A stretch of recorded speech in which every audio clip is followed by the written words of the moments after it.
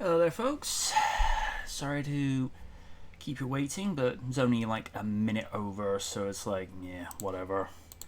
Um, this is going to be the last Sunday where we're on at 9 p.m. That's because I go back to work next week. It is what it is. But, hopefully we're in for some fun this evening. And as you can see, I've been doing a few decent updates. How you doing, Sean? Because I started kind of embracing the whole 80s neon thing, just like, why not upgrade wholesale? You know, why not actually go that extra mile and just actually start bringing in more of those aesthetics? Because if it wasn't apparent to anyone else before, the 80s are back. It's just we're not watching things on VHS or listening to music on cassette tapes. Those are some things of the 80s and 90s I'm glad that we left behind. Because there's something to be said for CDs and DVDs and what have you. I'm just going to make sure the... my computer's now telling me I have restarts to do. Yeah, not until this live stream's over, mister. not. You have 15 updates. No! Also, hi, Sean. Hey, Sean. Okay, let's get some bits and pieces opening up. Summary. There we go. Alright. Let's get some topics going. No, those are not my notes, those are from something else. Let's see. Yeah, I think just for a moment, gonna chill on the future funk because unfortunately, folks, we're starting on a bit of a, I don't know if you call it a downer, some may call it a memorial thing, but as people are probably aware, Nick Carter sadly passed away recently. Oh, not Nick, Aaron, his brother. Sorry. Yeah. The younger brother of Nick Carter, excuse me. I'm not going to read out the full post, but I will read a quotation from the Backstreet Boys member. What is there to say? 34 years young. As the late Michael Jackson once said, gone too soon. I will admit that Aaron Carter was not my thing growing up, but I do recognize that the man had talent and he was a sweet kid with numbers like Crazy Little Party Girl that just made him adorable to young mothers and girls of his age. Then he moved up it with his style when he produced tracks like Leave It Up To Me, which became one of the signature songs for Jimmy Neutron, Boy Genius, which also featured Sir Patrick Stewart as one of the aliens. And I love one of his lines, it's like, "Ooblah, stop it, it's just toast." And considering Sir Patrick is such a sophisticated actor, for him to do goofball roles like that, it's like, okay, you got a decent sense of humor about yourself. Backstreet Boys member Nick Carter paid tribute to his brother with this touching message on his Instagram. Excuse me. My heart has been broken today. Even though my brother and I have had a complicated relationship, my love for him has never faded. I have always held on to the hope that he would someday, walk to a healthy path and eventually find the help that he so desperately needed. Sometimes we want to blame someone or something for a loss, but the truth is that addiction and mental illness is the real villain here. I will miss my brother more than anyone will ever know. I love you, Shiz. Now you get a chance to finally have some peace you could never find here on Earth. God, please take care of my baby brother. Gone too soon, with so much more to give. And I will say, whilst the Backstreet Boys are not really my thing either, I like a few of their songs, but, never really one of my go-tos. It's a very touching and loving message from an elder brother to his younger sibling, and all I can say at this time is condolences to the Carter family. Because what do you say to somebody that's had to bury a sibling. You know? I don't know. Hey, Raiden. No. Ew. Sir Stephen, what are your thoughts? It is a tragedy, whichever way you cut it. I mean, to die so young, but it makes me go back to a line which I've heard many times before: "Love them while you have them, because you never know how long you've got with them." Yep. Amen to that.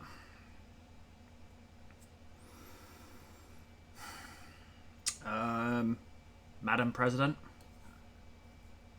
I kind of don't know if I have anything to say. I mean, I was like not a direct fan. It's just I did like some of his songs when I was a bit younger, and again, he had the problems of any child star nowadays. He was young, he had this fame, and all of a sudden it's either snatched from his hand or he realizes that life has passed him by, and I'm assuming I can't assume what he's going through, but I'm assuming the failure of his life probably made him turn to drugs, and or the fact that all these since he was a young kid, he was exposed to this environment of, oh look, there's drugs right here, there's drugs everywhere. I'll try it. That's a kind of a problem, and you hear about all these celebrities like that, young child actors who were in their heyday, and then they're like past their prime, and then they turn to drugs, and that's it's hard to watch someone break down like that, especially someone as young as him. Yeah. Basically, he is like almost like I'm sorry, he's 30. He was 34. He's 3 years younger than me, and it's not fair. But again, life's not fair. And I wish he could have gotten help when he did, but Yeah. there's nothing you can do. No. There's not much I can say about this. I'm sad that that his family's lost a son, a brother. It's gotta be hard for them more than than just the people around him. Heck, he's still got fans online, even that people that loved him in his heyday. It's kind of hard, and I really don't have any much to say about that. That's fair. Raiden, what's your two cents? And I can't hold you. This passing came out of left field, you know? It just takes me back. I don't know. This stuff takes me back to like the good old days in the beginning of 2000s. I felt like he was a big Nickelodeon icon, especially just Yeah.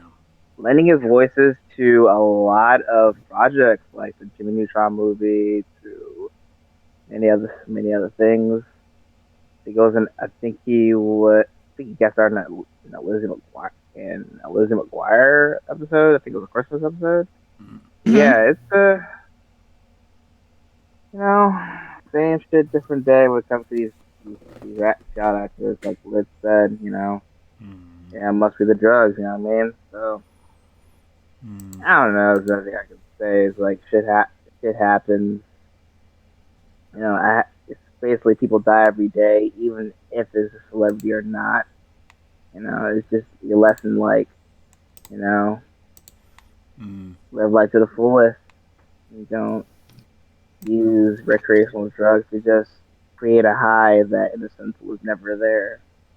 And yeah, condolences to the Carter. Yeah. I definitely remember over the years, man.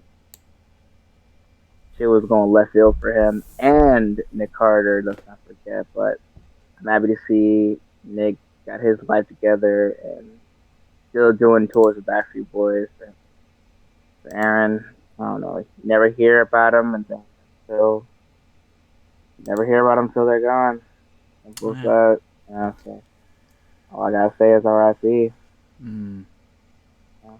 Yeah. Sean's just saying in the background, your voice is a little bit lower than the background music. How am I coming through now?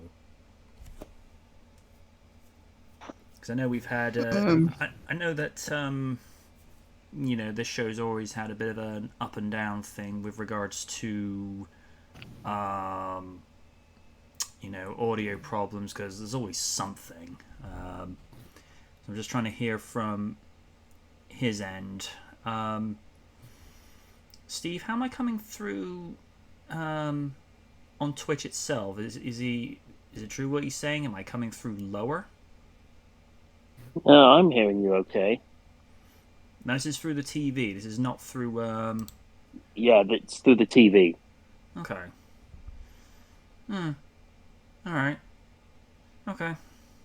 It might be the disc.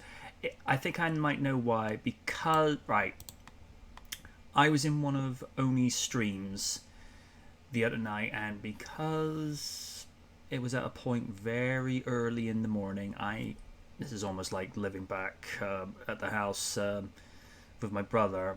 At a certain point in the evening, I had to tone my voice down because you know, Random would go to bed at a certain point in the evening where maybe like an hour and a half into the stream, and people would notice the volume of my voice drop off. Because, as we all know, do not disturb the random. It is like poking a bear with a sore head. Just saying. And, Yeah. Well, that'd be grisly. Oh. And because I had my headset on, I think it was Thursday or Friday night, Oni was so loud on the volume mixer on my headset, I had to turn it down. I'm like, dude, you are as loud as what you were when we were doing RDR 10 years ago. Tone it down, man. And Can I speak on his behalf? Because I feel like he's not the same guy that he was. I'm trying to speak on his behalf. He's trying to tone down his how loud he is, and he's not even that loud in real life. I will tell you this right now. Just gets a little emotional with the games. Yeah. That's the only reason I'm defending him. Yeah. I'll have to agree with Lids here. I think he gets very involved, especially with the games, especially because that time he was playing God of War. It was.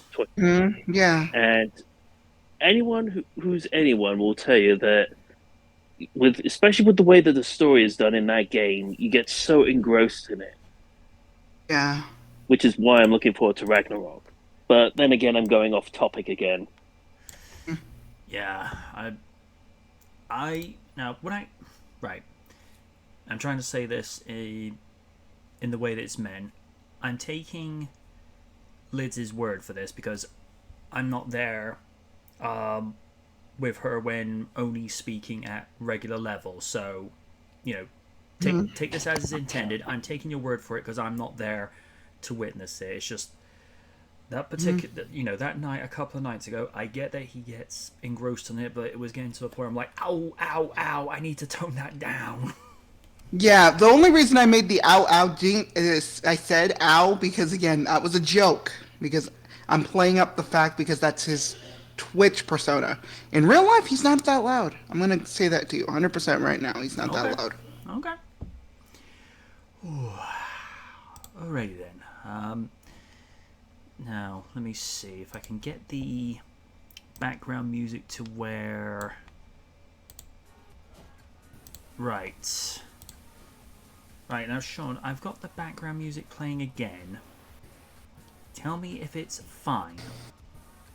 Because obviously I'm trying to find... It's difficult to find that balance on here where everything's a happy medium. So I'll keep an eye on the comments section. It's all a question of balance. Yes. He says it sounds good. Okay, we'll move on. Now, in the absence of Kaiju Noir, I'm going to be doing an impression of him for this next topic. Oh, dear. Everyone's thinking, oh, this will be good.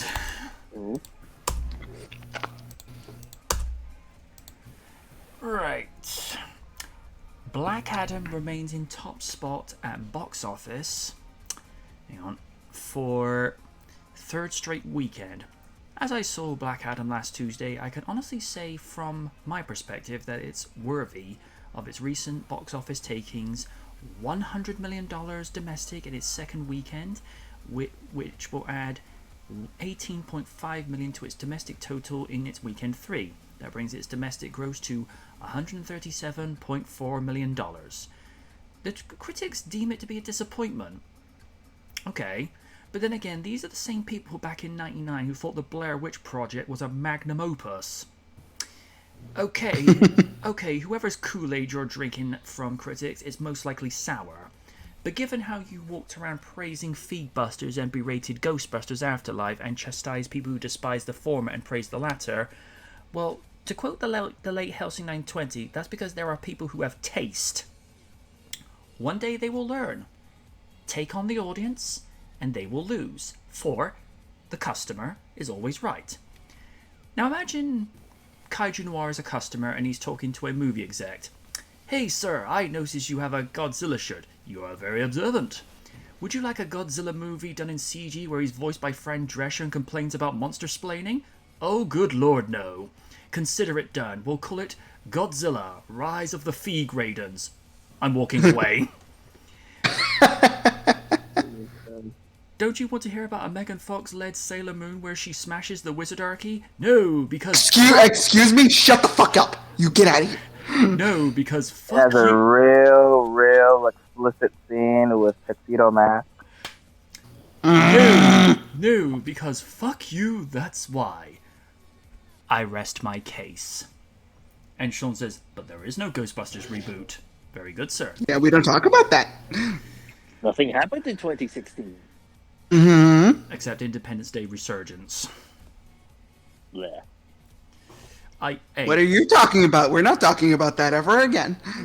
To be fair, and Raiden might at least half agree with this, he'll probably take Independence Day 2 over Feegbusters. Sure, I guess. Sir Stephen, what do you make of the fact that Black Adam is doing much better than expected? Well, it's hard to say because in our cinema that I work at, it's been kind of quiet for the time being. But I think that may be due to just world situation. Fair enough. And I'm not going to go any further than that. No. But it is great to see that DC's getting some good views and money back at the box office. And the thing I find most enjoyable about Black Adam is it just tells a good story. Not anything Oscar worthy or anything like that. It just tells a good superhero action story where character was wronged, looks to seek retribution, gets retribution, and kicks the bad guy's ass. What more needs to be said? And the fact that, it's been out for 2 weeks now, we can say this. The return of Henry Cavill as Superman. Mm-hmm. Perfect. I always mention to everybody if there's like a mid-credit or post-credit scene whenever I do the screen announcements for films. Don't spoil it to people. No, I just say that there's a mid-credits, so stay behind after the credits. To be fair, at least it's done in the vein of The Incredible Hulk, where there's a little bit of credits, then it goes to the mid-credit scene, then it goes to the rest of the credits, instead of making people wait till the very end. Mm-hmm. Although, I will give Marvel credit for one thing with Endgame. Right before it goes to the fade on the Marvel Studios, you hear the hammer pounding on the Mark I Iron Man suit when he was in a cave making it with a box of scraps, and I thought, okay, Marvel, you haven't forgotten where this movie, this cinematic universe came from. Okay, that's a nice touch. Mm-hmm. Raiden, thoughts on the fact that Black Adam's doing better than what people were expecting? You never, what's the word?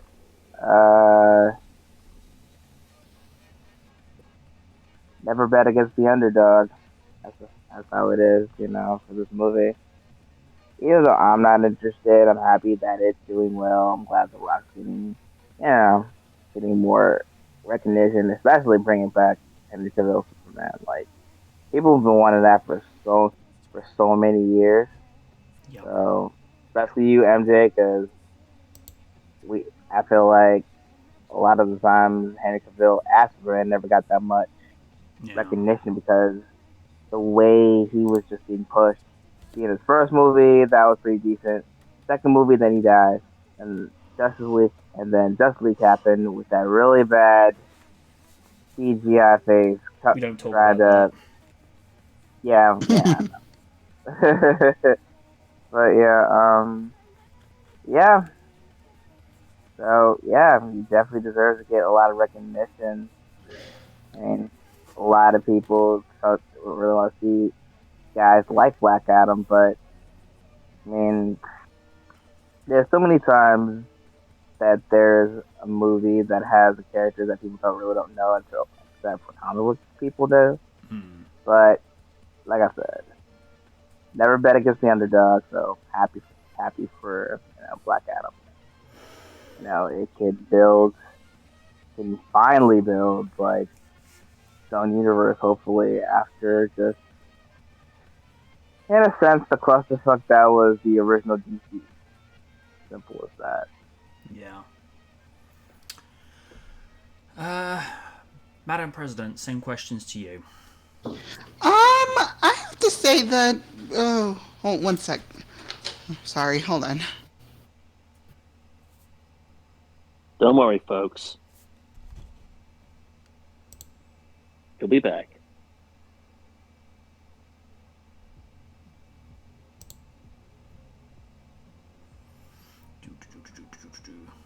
That does remind me. I need to. Yeah, sorry about that.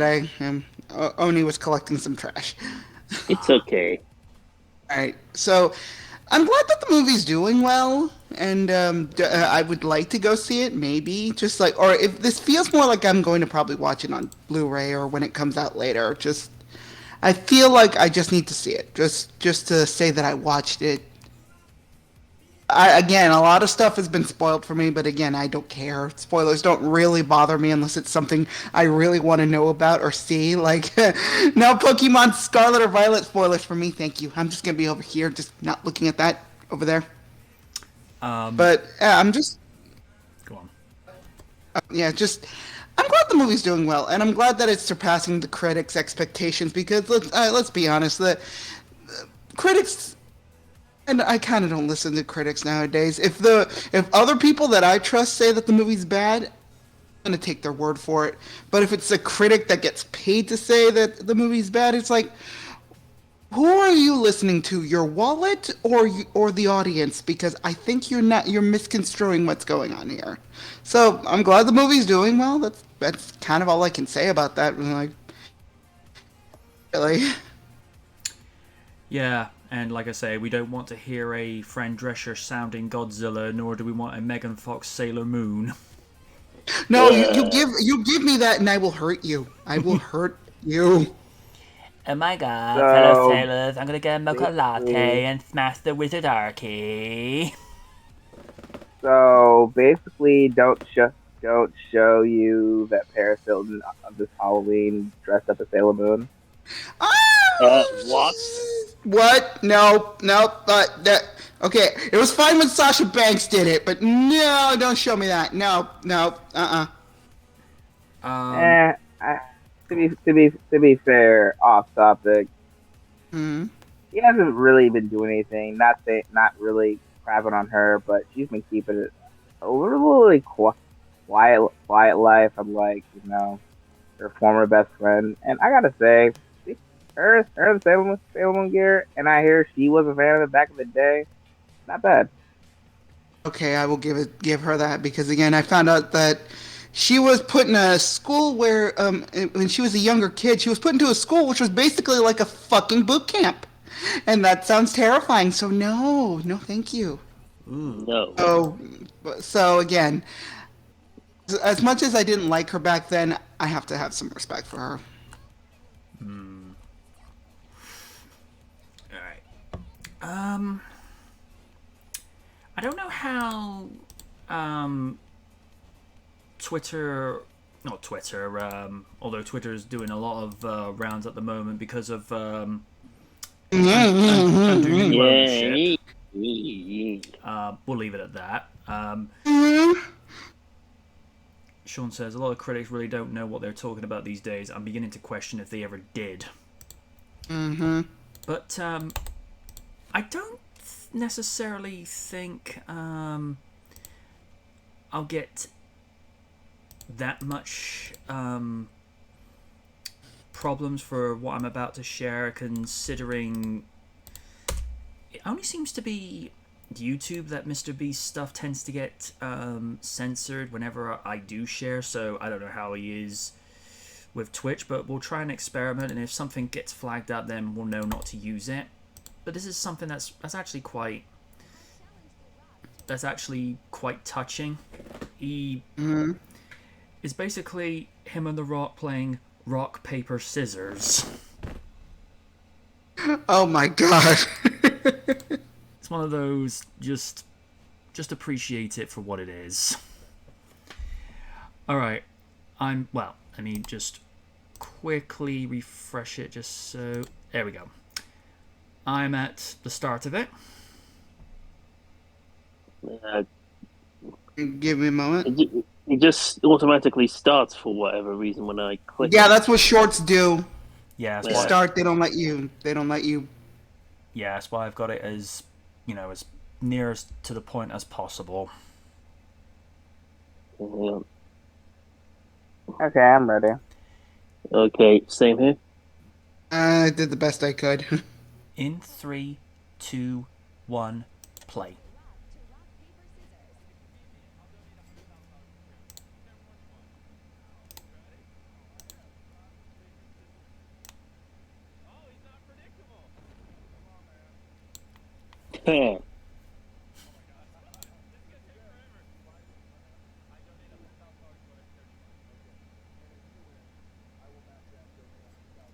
Wow.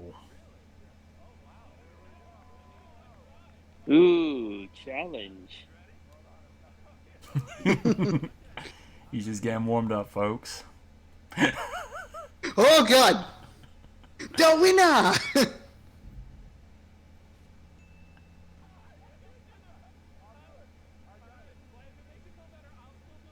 Alright, that's cool.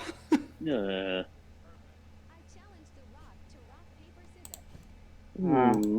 That. See, this is why we love The Rock, and this is why we also love Mr. Beast. Yeah, well, Mr. Beast might want to watch his back, because at the end of Crown Jewel with his match against Logan Paul, Roman Reigns called out Mr. Beast and saying, just like, what the fuck are you doing, Roman? No. Is this how we're gonna build up to Rock versus Roman at WrestleMania because he's going after Mr. Beast? No, don't do this. No. I like celebrity clientele. Yeah, it might be. All I got to say is it's Mr. Beast being Mr. Beast. Just it's like Win once said. There's a special place in heaven reserved for people like him, and the fact that he still donated and matched what The Rock would donate to Make-A-Wish. Like, The Rock is the people's champion for a reason. For him, it's not just a gimmick, it's who he is. And for Mr. Beast to be the YouTube's champion, take that as you will, it's just nice to see YouTube internet celebrities, call them what you want to. It's nice to actually see them use their popularity, wealth, and influence to actually better somebody's life. Now, there are plenty of them who do actually do that, but he seems to be the one who gets the majority of the exposure for doing, these charitable, philanthropic acts of generosity. But good on both of them. Stephen, as we haven't had anything of Mr. Beast on here for a while, thoughts? Always great to see a Mr. Beast video because he always comes up with crazy things to do for charity and just help other people out. Yep. And even it extends to the animal friends. Yeah, he does. Well, especially that video that we did a reaction to 1 or 2 years ago, I think. Yeah, episode 120 or 120, I believe. Yeah, the one where he essentially took over a dog shelter and got all the dogs readopted. Chandler wanted that one dog. I felt bad for the guy. and then when the dog bit him on his nose, or was that somebody else? I don't know, but Chandler, for whatever reason, he's always the butt of the jokes. Until recently, where someone else became the butt of the jokes, where they sell off his car and then buy him a new one. I'm just like, I'm getting very mixed messages here. And then they end up, and then he ends up trying to get another car, and then they sell that car to bring back the other car that he tried to sell. Oh dear. It'd be like if they, tried to buy Raiden's Dodge Charger off him and end up, giving him a Pinto. It'd be like, oh no, the hell you didn't. Like, no, you don't do that. Or for him, if they like to try to take a Mazda RX-8 off him, like, no, that's my ride. No, not happening.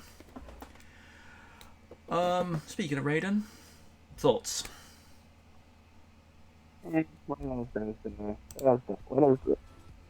Sorry, I cannot speak today. What else is there to say? I mean, both guys are very, they're the most kindest people ever to put on this earth, and the fact that they did this just proves we need more people like them. So there you go. And last but never least, Madame President.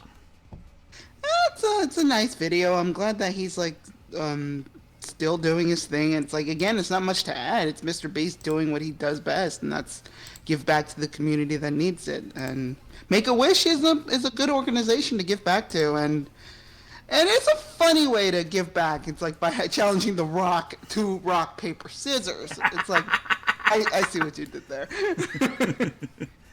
But it's all in all, it's a nice video. It's yeah. Alrighty then. I'm gonna test my luck one last time this evening because again, if Twitch doesn't like it, then they'll tell me, and then I'll know better next time not to do it. But we haven't had one of these in a while. Oh, okay. All right. Yeah. I am at 0. Yep. All right. Raiden? You doing the first video? Hang on. I think it's With the kitties. Yeah. Owl kitty. Okay, yeah, that's okay. Good. Okay. Just found something that, if we have time, maybe we could watch in a bit. Sure. In 3, 2, 1, play. Everyone here is the best there is. Who the hell are they going to get to teach us? You two characters are going to Top Gun. With all due respect, sir, I'm not a teacher. Just want to manage expectations. Oh, it's a cookie. Yeah.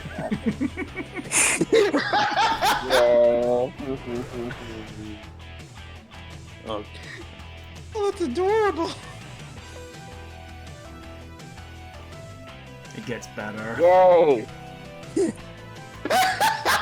Why? Wait for it.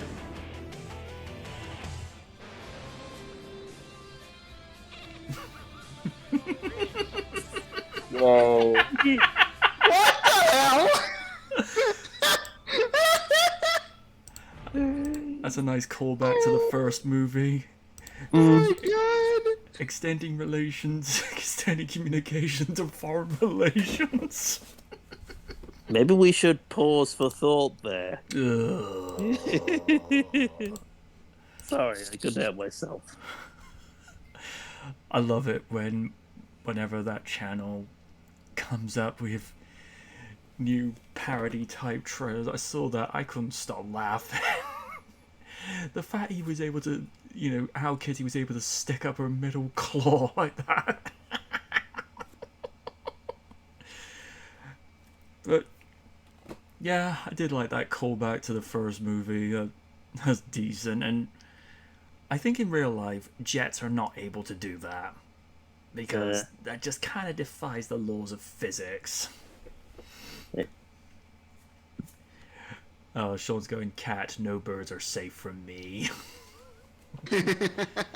Well, technically he's riding a bird because, F-14s, F-18s, they do get referred to as birds.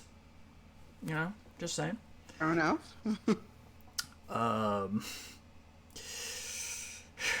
Commander Stephen, thoughts? Yeah, that was hilarious.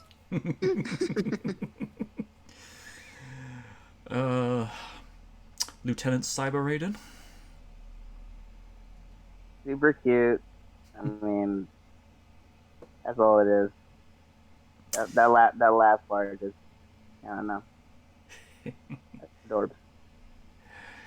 adorbs. Commander President Rakaku. It was like really cute. I did enjoy that, and it was very well edited, especially adding the stuff with the cat. I'm like, I know you guys are using green screen, but like, what the hell? That's real good quality green screen as well. It is. The only thing I would say is a little bit inaccurate.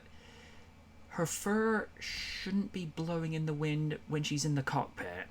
That's the only thing I look and think that's a little bit inaccurate because the cabin's sealed, air shouldn't be getting in anyway. When she's on the motorcycle, yeah, absolutely. But I don't know. That's the only thing I kind of look and think, okay, that's a little bit of an inaccuracy, but it is what it is.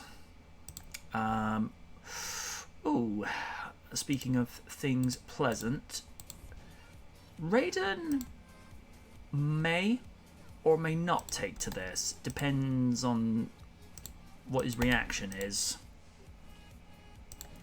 So we go from Top Kitty to Top of the Court. Oh boy. New Space Jam look game away. announced. Upper Deck will release a Space Jam card game next month. Space Jam Serververse Showdown is a new 2 to 6 person card game that sees players try to build a basketball squad in order to escape the Serververse. The game will include a mix of Looney Tunes and real-world basketball players that can be used to build a squad strong enough to win a game of basketball and escape from the Serververse. Players can build card combos to score points or to bench their opponent's teams, but certain hacked cards can change the rules and win conditions. I'm just gonna bring the... There we go. Just bring the Google volume down a little. A new legacy was released last year as a sequel to the original Space Jam, which pit Michael Jordan and the Looney Tunes against a group of aliens who stole the powers of various NBA basketball stars. The sequel is similar to the original, with LeBron James replacing Jordan, and the evil aliens being swapped out for artificial intelligence that exists within the Warner Brothers servers. While the original Space Jam movie was well received, Space Jam: A New Legacy was seen as a disappointment, barely making back its budget and receiving multiple golden raspberries. Ouch. The concept of a WB multiverse was recycled for the more popular fighting game Multiverses, which with LeBron James appearing as a playable character based on his appearance from Space Jam: A New Legacy. However, James's character in Multiverses is not actually voiced by James, he is instead voiced by John Eric Bentley.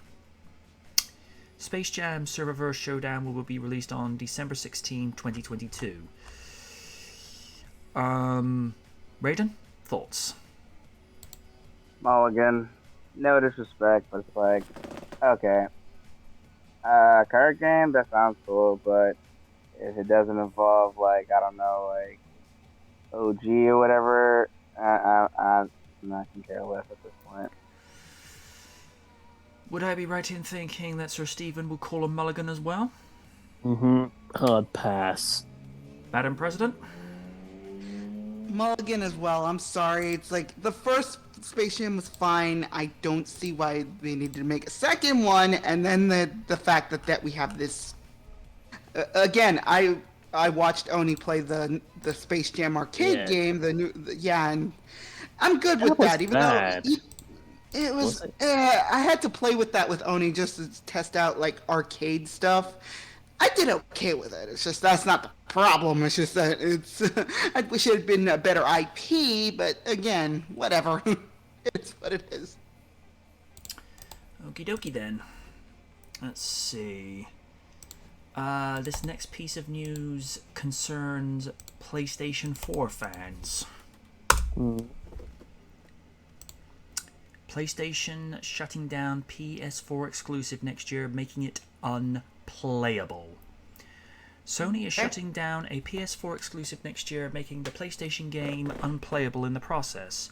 The good news within this bad news is that the game isn't being shut down until April 14, 2023, giving PlayStation gamers a bit more time to play the game and earn its various trophies. After this, it doesn't matter if you downloaded the game in time, as it will be completely unplayable as you have to be online to play the game. The game in question is called Guns Up, a free-to-play action strategy game from Valkyrie Entertainment. As it's published by Sony, the PlayStation makers own the IP, and it looks poised to never do anything with it ever again. Nice. Upon release, the game garnered middling reviews, earning a 54 on Metacritic. That's a name I've not heard for a long time. Not only did reviewers not like the game much, but consumers didn't latch onto it any significant way.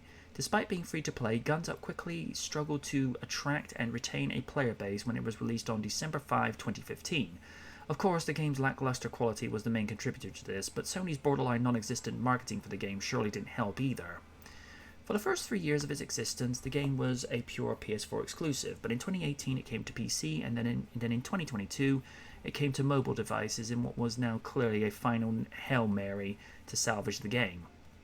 If you're playing the game in 2022, now you'll have, in addition to 6 months left with the game, 50k of in-game gold gifted to your account before the end of the month, and that's it.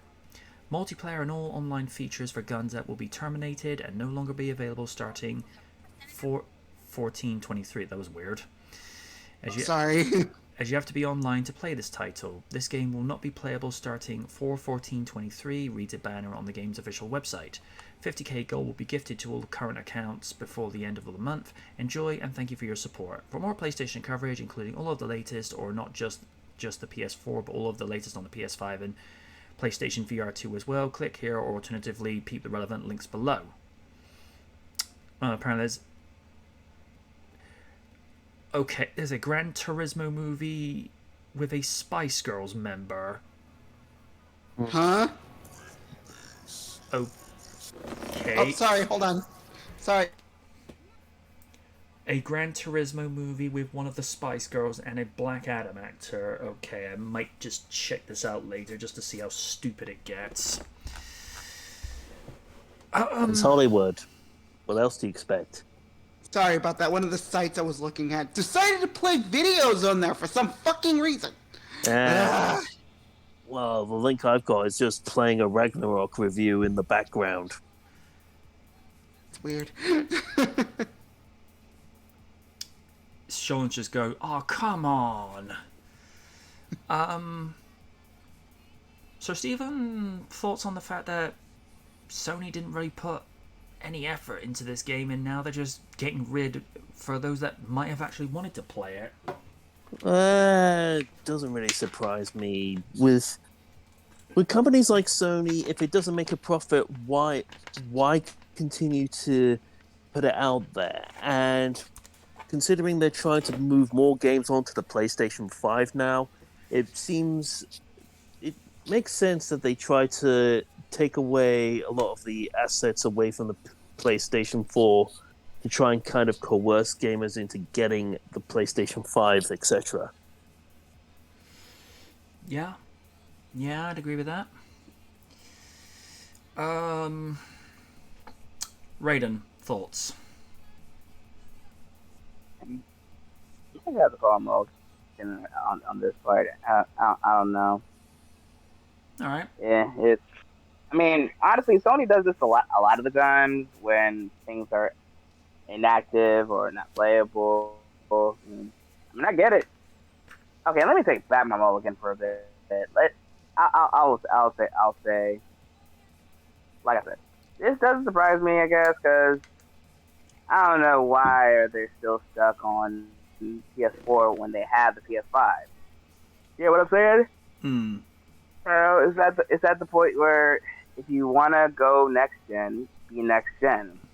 Sometimes you can't fully live in the past. Just gotta keep on trucking. You know what I mean? So that's all it is. Too. And also, this is why a lot of consoles now have backwards compatibility with a lot of their previous generations. I mean, I think it will get to a point in the future where they just draw a line in the sand where somebody wants to play their PS1 games on a PS7. It's just like, stop. Please, just stop. Because at some stage, like I say, you have to sit someone down and say, no, enough.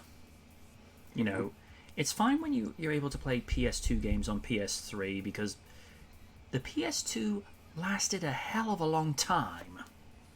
Because that lasted, I think, unofficially, it was from 2001 until, I want to say 2000. No, because PS2 lasted until about 2013, which for it to last that long is unprecedented. Whereas the 360 and the PS3 respectively lasted over a decade, which is almost unheard of for any consoles now. Because you move up to the the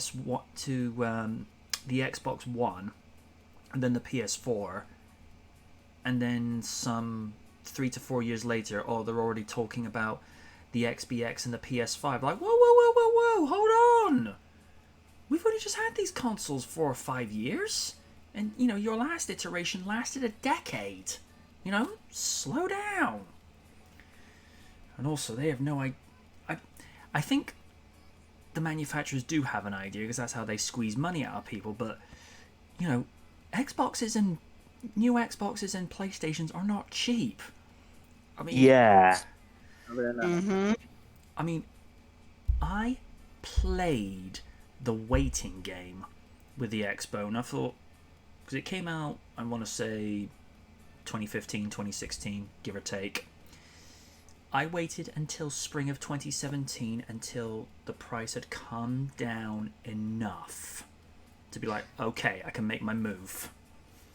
And let's be honest, the PlayStation 5 is Oni's white whale, and he will not rest until he gets one, and that is hard to come by, especially even with the RIM resolving the chip shortages and all that crap.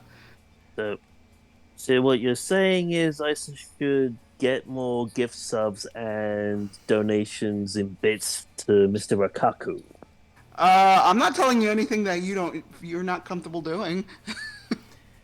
At the end, I don't mind. At the end of the day, Liz, he just wants to see his friend happy, and I know he does, and I appreciate that. I think, and do correct me if I'm. Oh yeah. Sean's got a point as well. The price tags on the games. Don't. Mm-hmm. I mean, I pre-ordered Sonic Frontiers. I got charged $50 for that. So in American dollars, that's like $59. Yeah, Oni not only pre-ordered Frontiers himself, but I pre-ordered both Scarlet and Violet. So that means that, like, but again, we paid that off with gift card money, so that we at least had that convenience. Thank God. Yeah. And like I say, if I'm saying something that's out of line or something that's treading on his toes, then do say. But I do get the sense that Oni is a little bit stubborn when it comes to people who try to help him whenever, it's like, look, we can help you. It's like, no, I don't want to accept this. Like, dude, we're just trying to help you. I know, and he does appreciate that. He just feels like he doesn't deserve it sometimes. And it's like, I try to tell him that he does, but what do I know? I mean, he has got a stubborn humility, probably more so than myself. I'm only speaking from my perspective. I always tell myself I can do better, even though some people say, what are you talking about? Your stuff's amazing. I tell myself that as a means of keeping my foot on the ground and not believing my own hype. Because, I mean, yes, if you are given praise and you are given compliments, I tend to have the mindset of you accept it, you appreciate it for that moment, and then you move on. You move on to the next thing. You don't live in that little moment forever. And I don't know. I just feel like there are times where I just feel like walking up to him, just putting his hand down, and say, "Look, we are trying to help you. We know this is what you want. Just let us help you. That's it." Mm-hmm. But again, at the end of the day, what he chooses to do is up to him. But all he's got to do, he says, "Look, I need help. Not a problem." Because you've seen some of the work I've done for his and your Twitch pages, Lids. Because I looked at some of the stuff he was doing and thought, it looks good, but it needs a little refining. And, I just go and do these little bits because I think it's always the little fine details that make the difference in the end. But at the end of the day, I provide it. Whether he chooses to accept it, that's up to him.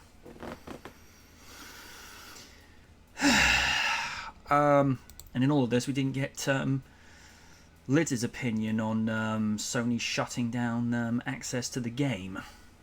It honestly feels kind of like a douchey move. It's like, some people can't afford consoles nowadays, and you want to shut this down and make this game unplayable by shutting down this kind of service? Like, way to be douchey, Sony, way to be douchey. Mind you, it's not the first time they've done this. Mm-hmm, good point. But again, all I can say is like, okay. You're shutting this down? Bummer. Doesn't really affect me any, though. Now here's an article that Co92 actually put to the forefront just to get our 2 cents on. And that is James Gunn and Peter Safran to lead film, TV, and animation division for the DC department of Warner Brothers. The duo will report to David Zaslav and assume the title of... Sorry. Every time I hear that name, I get a little angry. Okay, we shall refer to him as David Z then. Refer to him as douchebag. That's what he deserves. Mm-hmm. Okay. Sorry, I'm not bitter. I'm not bitter at all. And assume the title of co-chairs and co-CEOs of DC Studios. The hierarchy of power in the DC universe really is changing. In a stunning turn of events, filmmaker James Gunn and producer Peter Safran have been tapped to lead DC's film, TV, and animation efforts as co-chairs and co-CEOs of DC Studios, a newly formed division at Warner Brothers that will replace DC Films. The unprecedented move in which a top director will assume a top executive post marks the end of months-long search by Warner Brothers Discovery CEO David, insert name we shall not mention to infuriate Madam President, to replace DC Films boss Walter Hamada, who's equally unpopular to my understanding, who departed the studio last week. That search had all of Hollywood guessing and playing executive bingo for who would land one of the most coveted and challenging jobs in town. So it's like, douchebag, I got douchebag here. In recent weeks, Gunn and Safran were spotted on the Warner Brothers lot meeting with Warner's film and co-chair Michael DeLuca, or is it DeLuca, I don't know, about future projects, and according to sources, the initial overture to Safran and Gunn came from DeLuca over the summer, even as the studio was in shaky talks with producer Dan Lin to take the job. Gunn will focus on the creative side of things, while Safran will focus on the business and the production side. Both are expected to continue to direct and produce other projects, respectively. They will report to, insert name we will not mention, and work closely with Warner Brother Films, DeLuca, and Pamela Abdi, or Abdi, I don't know. Sources say the deal runs 4 years and Gunn will be exclusive to DC. The goal is for them not just to be producers, but to truly function as executives, even as Gunn will occasionally hone a movie. Unlike Marvel Studios, DC has multiple films set in separate creative universes, and according to sources, Joker filmmaker Todd Phillips, working on the upcoming sequel, which goes into production later this year, will not fall under Gunn and Safran's purview, and instead will be overseen by DeLuca and Abdi. Matt Reeves, who worked under Hamada, has a budding universe based on the Batman movie. It is unclear whose purview Reeves' future projects would fall, but everything else moving forward will be under Gunn and Safran's. DC has amongst the most entertaining, powerful, and iconic characters in the world, and I am thrilled to have the singular and complementary talents of James and Peter joining our world-class team and overseeing the creative direction of the storied DC universe, said insert name in a statement we shall not mention. Their decades of experience in filmmaking, close ties to the creative community, and proven track record thrilling superhero fans around the globe, making them uniquely qualified to develop a long-term strategy across film, TV, and animation, and take this iconic franchise to the next level of creative storytelling. Gunn is one of the more respected minds in the world of comic book filmmaking. He came up in the indie film space and became an A-list director in 2014 with Guardians of the Galaxy and its 2017 sequel. He jumped to DC to develop the Suicide Squad after a rival Marvel fired him as director of Guardians of the Galaxy Volume 3. The studio later reinstated him, and that project is due out in May 2023, which will be the last Guardians of the Galaxy movie. His DC foray, The Suicide Squad, was critically adored and spawned the hit HBO Max spin-off Peacemaker, starring John Cena. There. Insert theme here. Great show. Great show. Gunn is currently working on a second season, and also Yay. the intro for Peacemaker, that is unapologetically 80s, and I love it. Intro ever. Yes. Do you really want to taste it? Honestly, if I could get like everybody choreographed, I want that rehearsed at my wedding. I want to be Peacemaker. It's the one time I'll let you have that. Ooh, that's good. But I come out as Steve Austin instead of John Cena because Steve Austin would be better. And then Stone Cold just walks and says, what? And then walks off for no reason. And apparently he wants to wrestle another match. Interesting. Interesting. Very. He did do well in when he faced off against Kevin Owens at WrestleMania. He wasn't gassed at all. That was fun. Yep. Safran came up as manager where Gunn was among his clients, and it's fully enmeshed, or unmeshed, in the world of DC as producer of the $1 billion grossing Aquaman, its upcoming sequel as well as Squad, Peacemaker, I think I probably missed out Suicide Squad, and Shazam, and its sequel. His relationship with Warner's extends back 10 years and includes the $2 billion Conjuring horror franchise. Ooh. Yeah. That's a movie series I have yet to see and probably will never likely see it. You're better off. It's a good movie series. It's just terrifying. I heard a story about, I think this is about 10 years ago. There was this school trip that was supposed to watch some light-hearted family film. They went into the wrong theater and saw The Conjuring 2, and I'm like, oh, those kids are going to go through therapy. And at the time, because I forget what Facebook meme page was going around, they blamed it on Sin Cara, and I'm like, oh, really? Da-da-da-da-da-da. Botch. The Saffron Company recently re-upped its production deal with Warner's. Gunn and Saffron will work with top execs at Warner Bros. Discovery, including TV boss Channing Dungey, okay, HBO and HBO Max's Casey's Boys, US Networks Group Chair and Chief Content Officer Kathleen Finch, Consumer Products Chief Pam Lifford, and Warner Interactive Entertainment's David Haddad. DC Studios will share resources across the company. We're honored to have the stewards of the DC characters we've loved since we were children. We look forward to collaborating with the most talented writers, directors, and actors in the world to create an integrated, multi-layered universe that allows for the individual expression of the artists involved. Our commitment to Superman, Batman, Wonder Woman, Aquaman, Harley Quinn, and the rest of the DC stable of characters is only equaled by our commitment to the wonder of human possibility these characters represent. We're excited to invigorate the theatrical experience around the world as well as tell us some of the biggest, most beautiful, and grandest stories ever told. This move comes at a seismic moment for the DC, which for the past 4 years has been led by Hamada under the DC Films banner. Shut up, watch. The executive departed and amid friction with New Warner's leadership under name we shall not mention, who made the controversial decision to axe HBO Max bound film Batgirl. People are still salty about that. In August, and has vowed to reshape DC with a 10-year plan as it seeks to compete with rival Marvel Studios, even though, insert name not mentioned, talked about finding a Kevin Feige-styled executive over the summer. The team started looking at emulating the Pixar model, in which you have producers and filmmakers working as executive that has never been tried in the live-action space. DC released Black Adam over the weekend, which stars Dwayne Johnson and featured Superman actor Henry Cavill return to the DC universe, and next up has Shazam! Fury of the Gods out in March. I actually liked the first Shazam movie. That was a breath of fresh air. As for Gunn's future at Marvel, there has been talk that he would continue on in some form after the conclusion of Guardians of the Galaxy trilogy. However, today's news, which comes hours after Marvel touted its upcoming Gunn-directed Guardians Holiday Special. Just don't make anything like Life Day, I'm begging you. We don't talk about Life Day.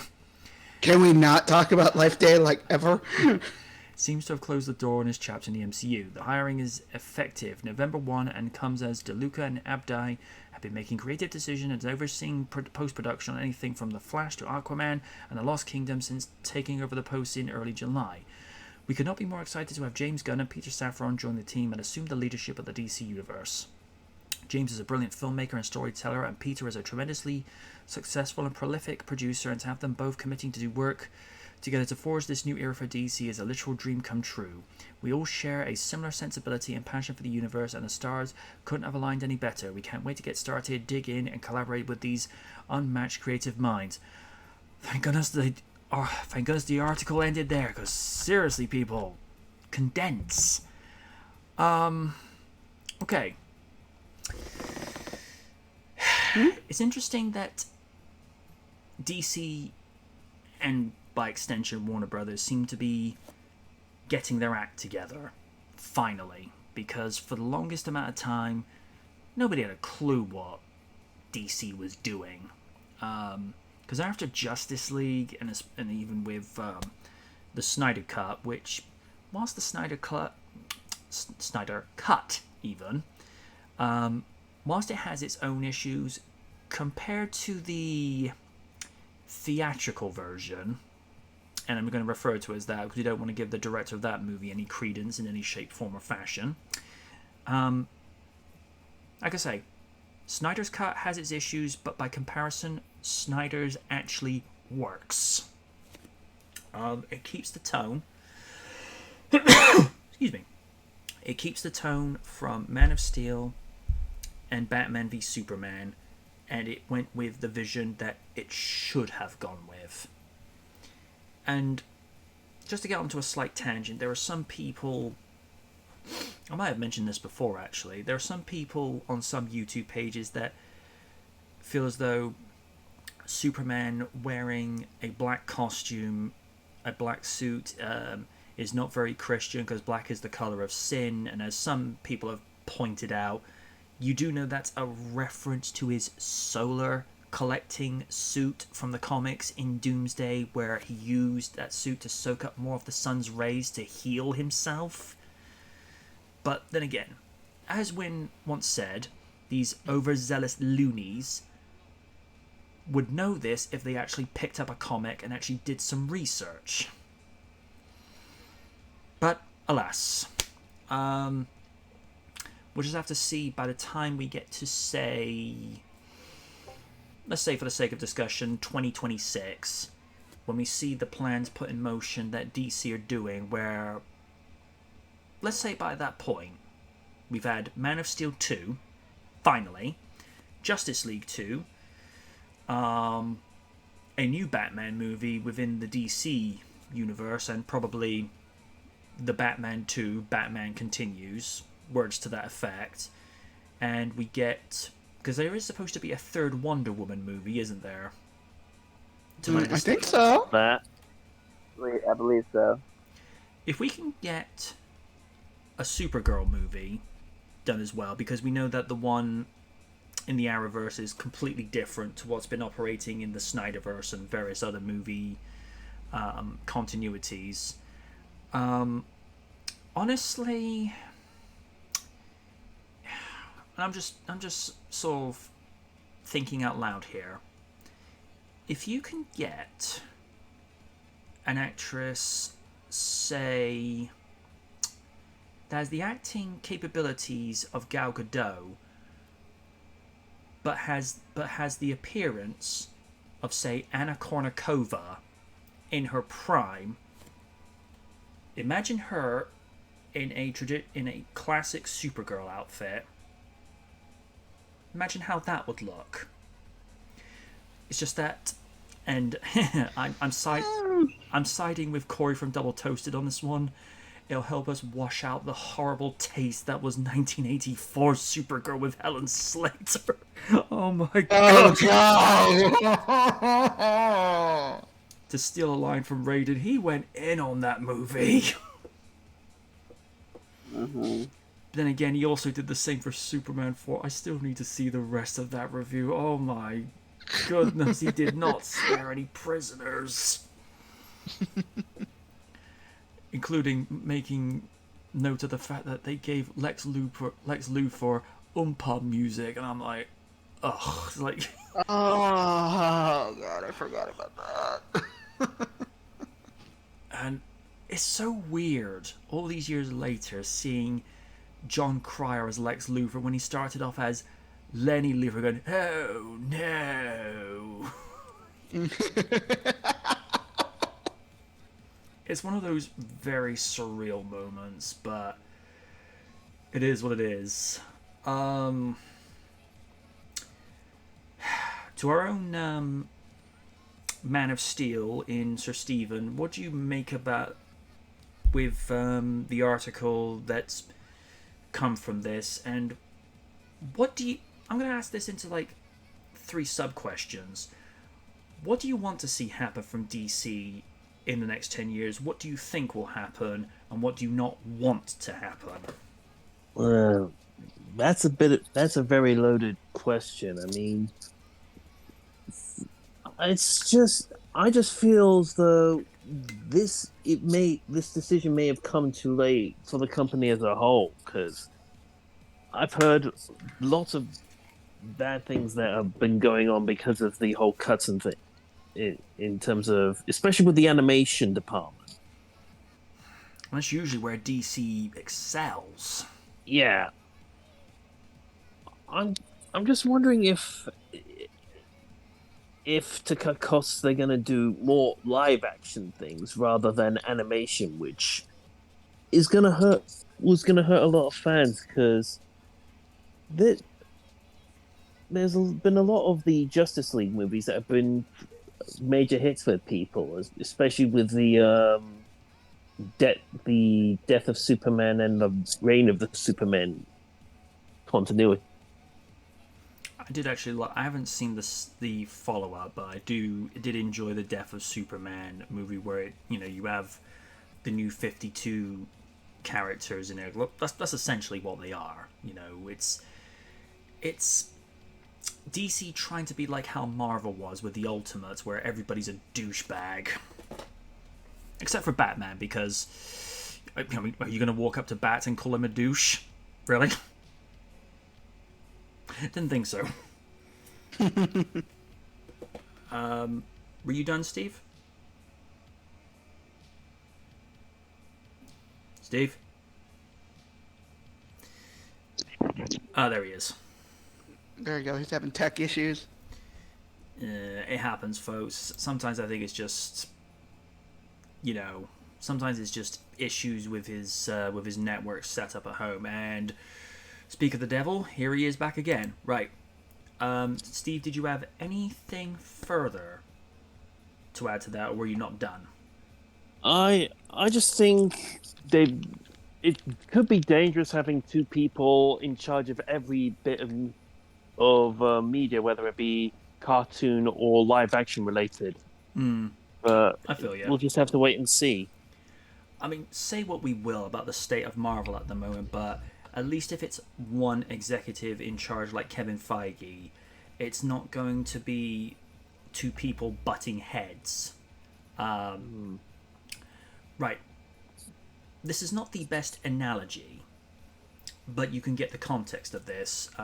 Back in the late 90s, Liverpool Football Club had two managers in charge. I think one of them was Roy Evans. Someone will correct me in the comments section if I've got this wrong, because, like I say, I can't remember too well. And the other one was Gerard Houllier. I question why you would have two main coaches in charge of a team. I mean, yeah, you have your top coach, and then you have the assistant if the top one is not available, either due to illness, absence that cannot be explained because it's personal and or otherwise, or if they've been let go or they've just decided to quit. Either way, it's almost like that situation. You have two execs in charge of a studio. You only really need one. It's almost like Austin and Bischoff in charge of Monday Night Raw, except that was freaking hilarious back in the day. I still think they could have gotten something more out of that storyline, because even Stone Cold said behind the scenes he enjoyed working with Bischoff because there was such decent chemistry. But it's always the a-holes that get to reign in charge, and and this is something I agree with Random these days.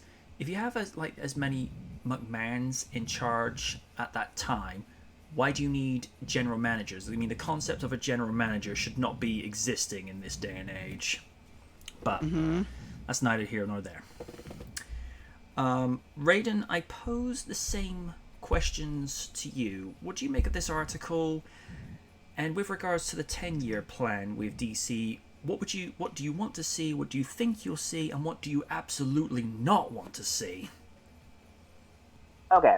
Well, I do want to see more of I really just want to see a universe fully created, like I mentioned with the Black Adam news. I'm happy to see there might be potential of just restarting that. You know what I mean? And what I don't want to see, I guess, I just don't want to see every project rush. That's just the only thing I want to see. I want to see DC get back to when they were great. I feel like I I feel like it goes the animated route that they did, especially when it started with Batman the Animated Series. Like do that with your with your movies and series. I feel So you. that I think that's the only thing I want and don't want. I just want to see it. I just want to see it flourish because I already enjoyed Peacemaker on HBO Max. You already know I will never shut up about the Batman. So I just want to see more success for them. I want to see the project being taken care of instead of being rushed like crazy. Because honestly, that's what I see with the MCU. I don't know, man. Off topic. Ever since Endgame, aside from some projects like Werewolf by Night, I just feel like for me they haven't.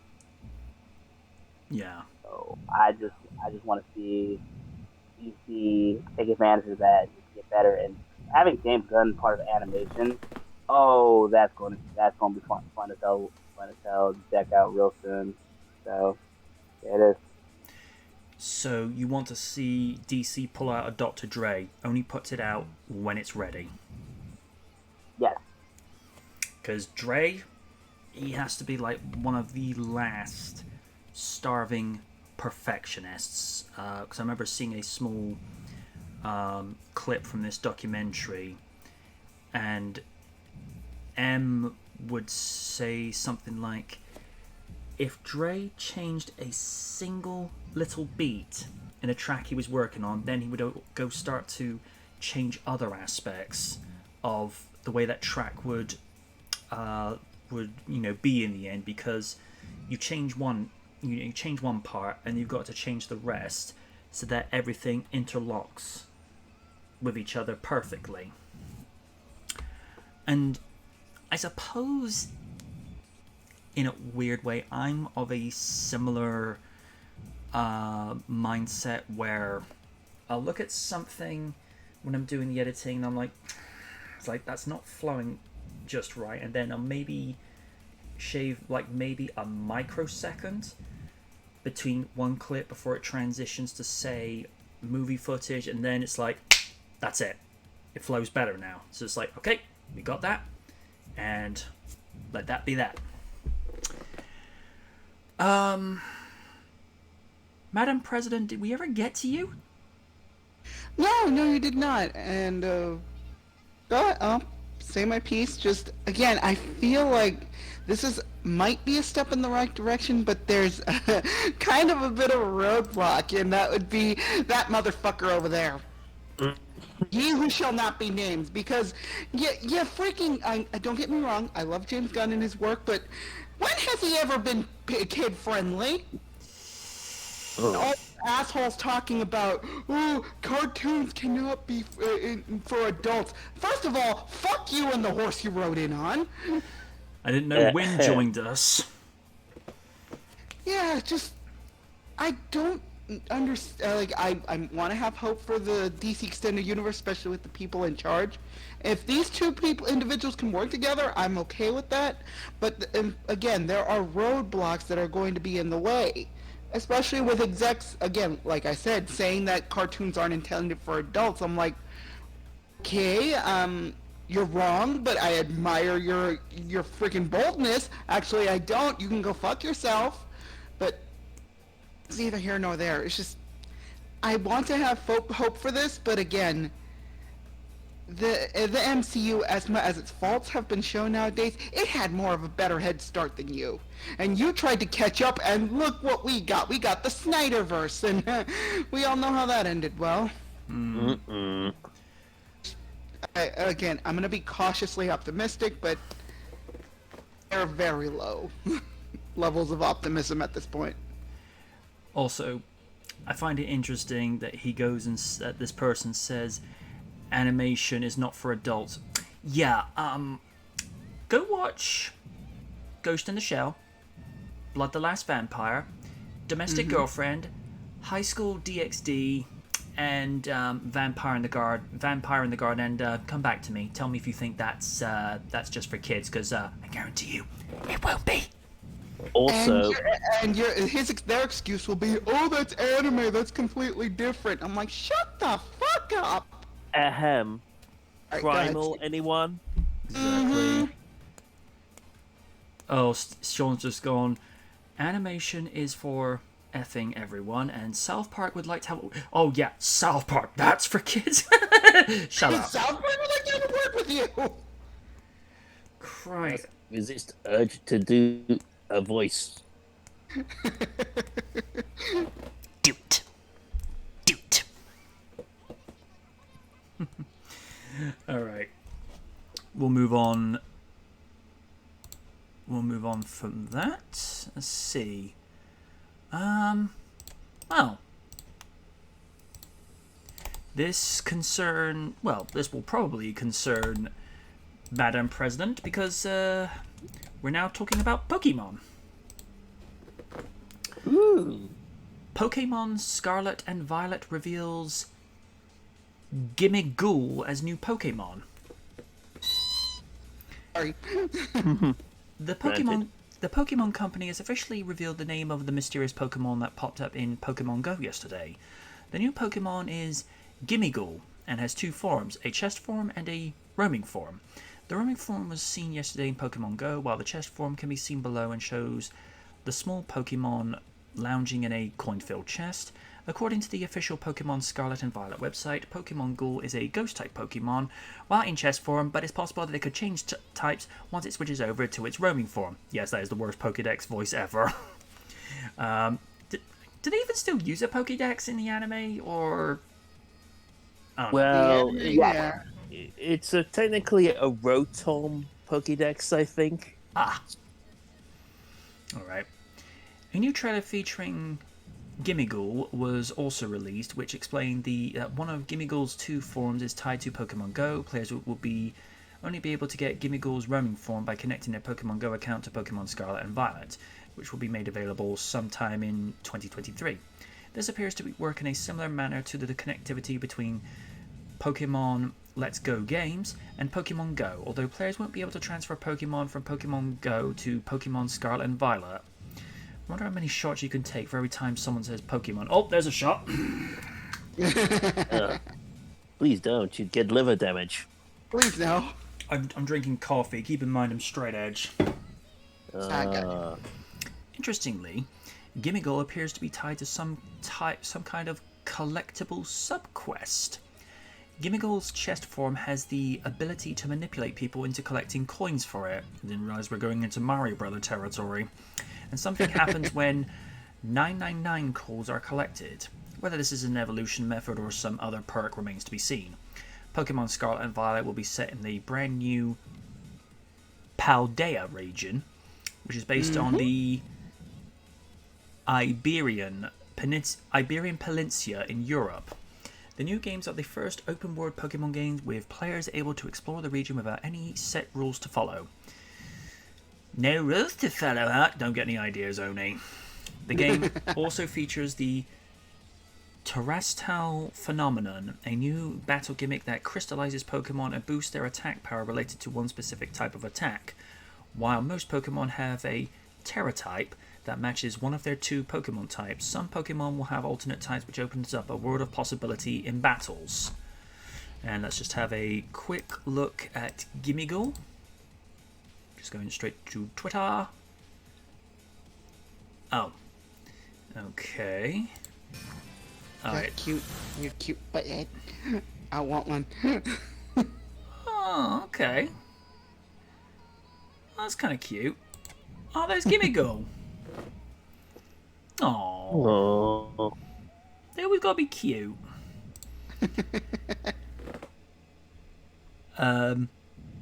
Sean's just saying, but will the new Pokemon be as great as Lechonk? That's a bit of a. We'll wait and see on that, won't we? Yeah. Well, But nothing will beat Ghost Dog. for me, you know, I'm gonna be kind of boring. I'll just stick with Pikachu. Stick with what I know. Fair enough. Well, Pikachu is one of the OGs. You know, sometimes the older ones work best. Yeah, plus the mascot of the franchise. Exactly. Although that could be argued with something else out there, but let's not go down that rabbit hole, shall we? No. Please don't. No, because, well, I've worn out the Onichu joke once or twice before, and I was actually watching through some episodes of Season 8 of RDR, hearing Oni just go off. It's like, don't call me Onichu! That was funny at the time. To our Pokemon Master in Training, Madam President, what's your thoughts? I love this little thing. It's like, first, I didn't see it when the video. I don't know if the video came out yesterday or today. If it came out yesterday, I probably missed it. It came out today. I'm taking a look and oh, cool. It's like a little chest thing. Then it made me, because again, as a D&D player, that's a total mimic right there. Because it's like, it's pretending to be a chest, and it's just making people, instead of trying to eat them, he's trying to make them give him more gold, and it's like, that's actually kind of cute. And having its roving form, it's like, you look like a little tiny space alien, and I like that. I have my thoughts, because again, there's so much that I haven't seen from, I haven't gotten anything spoiled for me.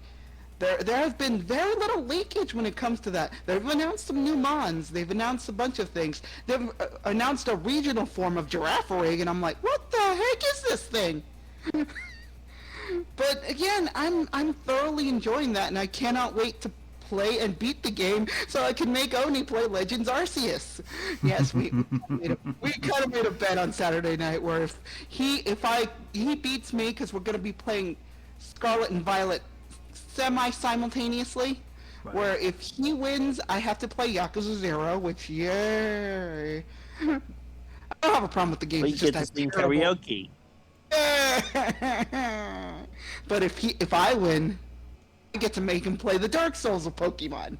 Yes, and it will be fun to watch him run in terror. No, I don't have a masochistic side. How can you tell? But no, why would I think that? But again, I am thoroughly excited to see what this new region has for me, and I'm very excited. I've heard a lot of people say that it's like it plays almost the same as Sword and Shield, which I just finished on Saturday. But it looks better. The graphics it's a Switch game. I'm not surprised that it's like, oh, it doesn't have high-end definition graphics. It's a Switch, not a PS5. Stop complaining. Yeah. But I am very excited to see what Gen 9 has for me, and what I've seen, I'm really excited. All right. Raiden, thoughts? It looks cute. I can't hold you. I don't know if I'll make a cat trip. I might stick to the fire clock. Okay. You know. I don't know, mainly because I've been a Gen 2 fan for so long, and one of my main Pokemon that I messed with was Totodile. So seeing another Crocodile starter, like I'm all in on that. That's basically it. Totodile, isn't that one of the Pokemon Ash had in the third movie? Totodile.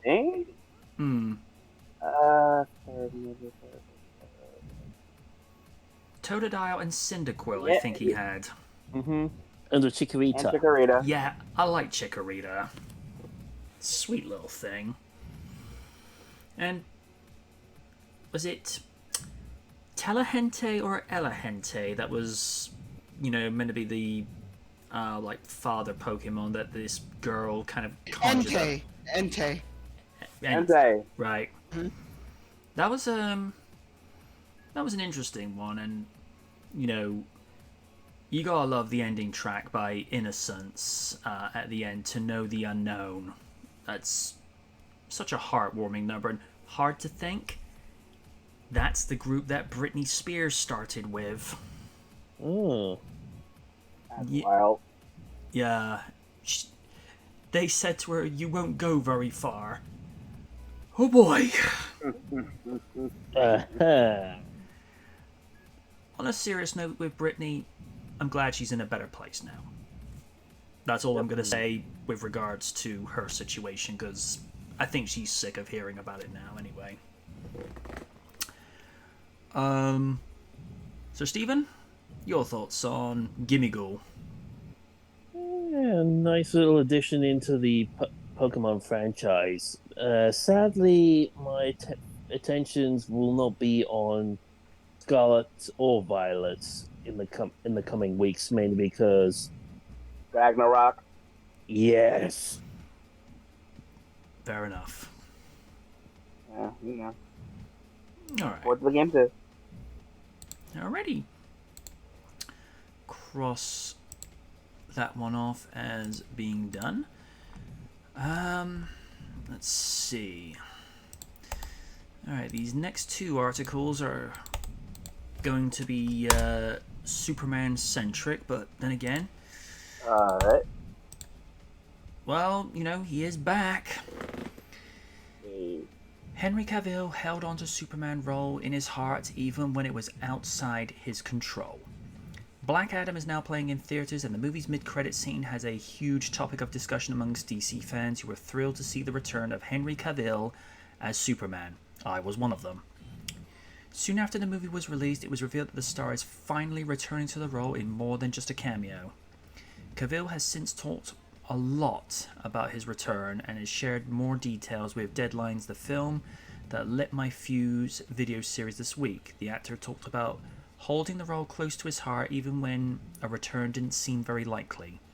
It was something which I had to very gently hold on to in my heart because I didn't know whether I would have the opportunity to play it again.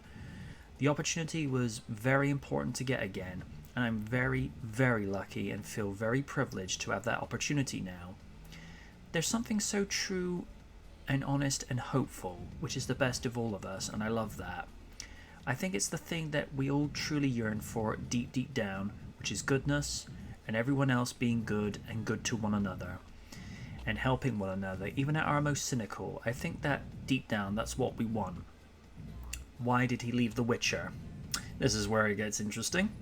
Soon after the news of Henry Cavill's return to DC broke, it was announced that the actor would be leaving Netflix's The Witcher. There's been a lot of speculation about the decision that many have wondered if it's due to the actor's return to Superman. Not long after the news broke, a report surfaced claiming that Cavill simply felt it was time to move on from the show and that production was difficult to maintain because it was overseas. However, an additional report suggests there were other reasons. According to Redanian Intelligence, a premier source for The Witcher, Cavill was considering moving on from the series after its second season due to disagreements with the producers. The site also pointed out that Cavill expressed frustrations about the press tour of the previous season.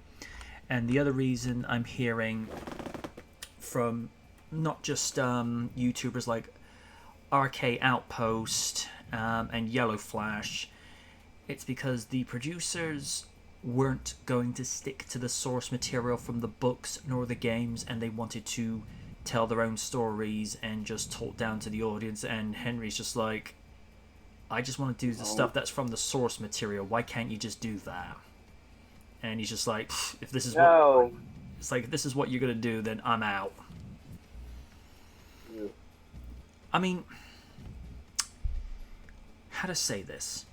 It's one thing to be objective when you're telling certain stories, tell it in a way whereby you're being authentic, but you're trying something a little bit different and being faithful. But if you're going to stick in, source material that's not even relevant to the source material that you're supposed to be sourcing from, then what is the point? I mean, that'd be like, say for the sake of discussion, Steven's brought on to be a producer for a future season of Doctor Who, but he's told to reference Charlie's Angels. He'd be like, what? It's like, why?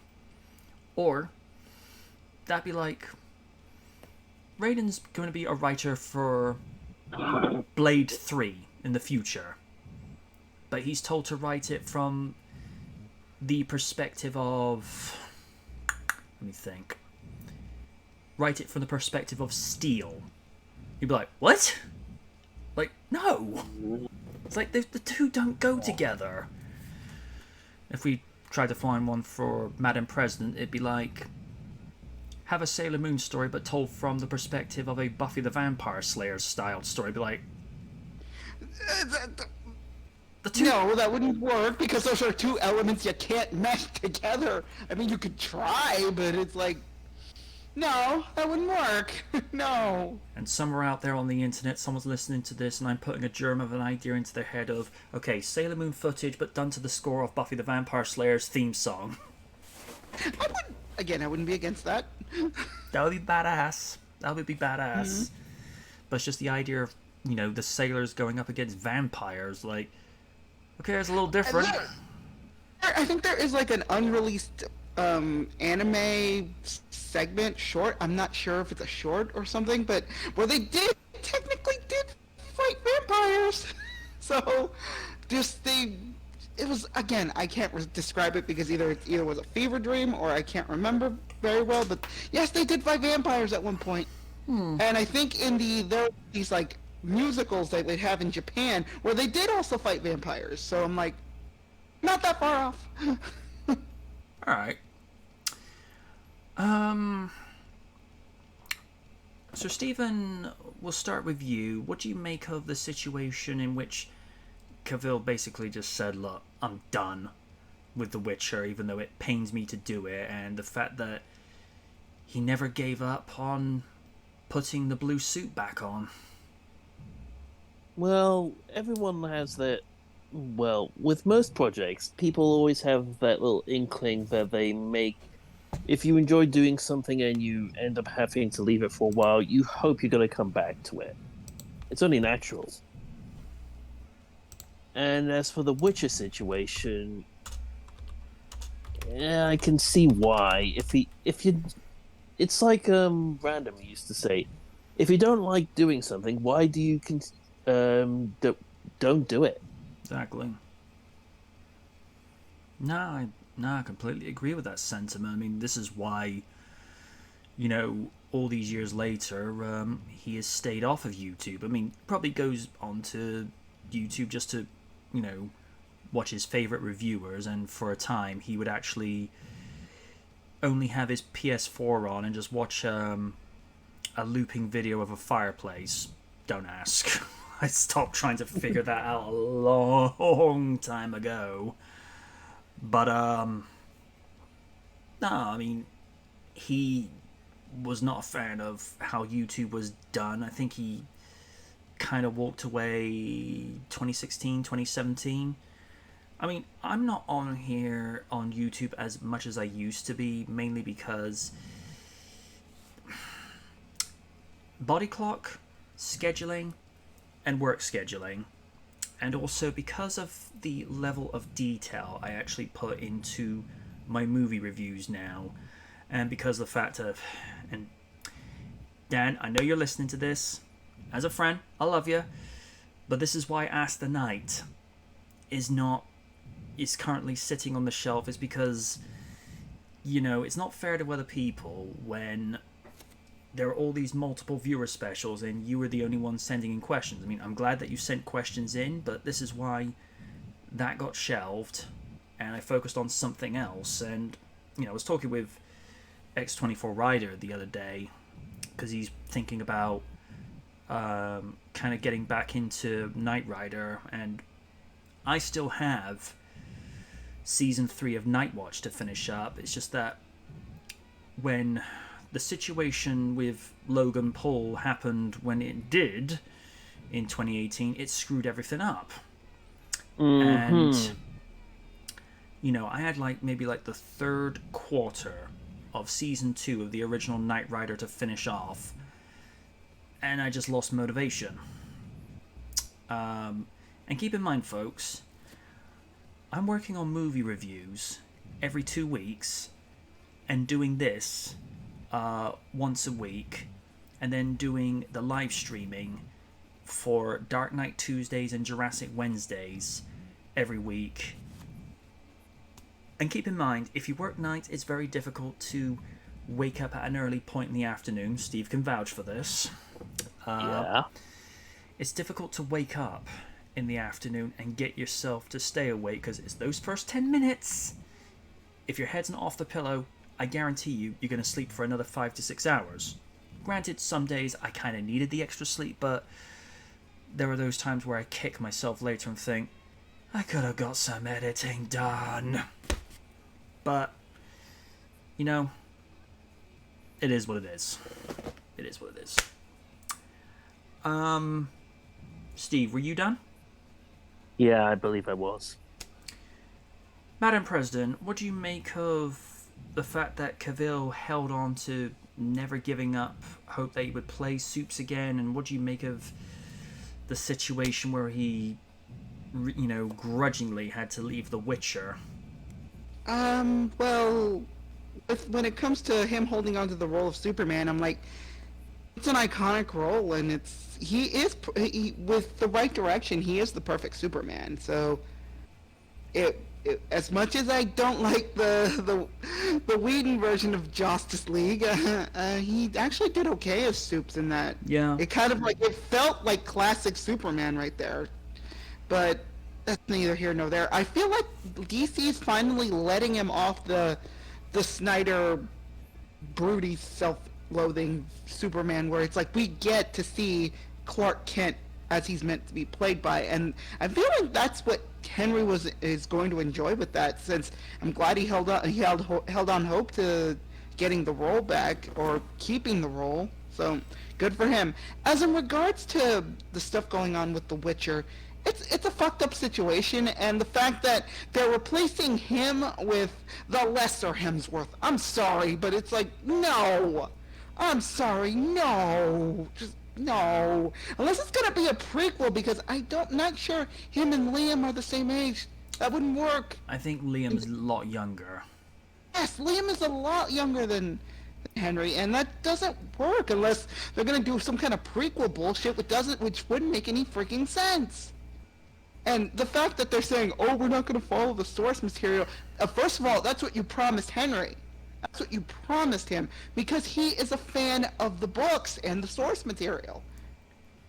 They're going to completely go off the rails. Don't get me wrong. There's nothing wrong with at least, looking at the source material and kind of sort of cherry picking from it and just, making some changes. Have the changes make sense, though. That's that's all I ask. And I'm feeling that, they were probably veering in a direction that he didn't feel that doesn't follow the source material, and that's probably why he had made it easier for him to leave the series. He didn't want to, but it's like, you guys won't listen, I'm out.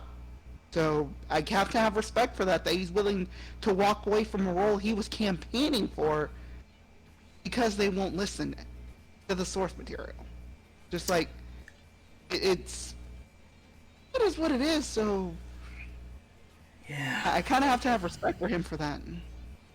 And also, Henry's exactly like us. Instead of going out, partying, he'd rather stay in, have a pizza, just play video games and watch movies. And people on Facebook like, oh, hail the new king of the nerds!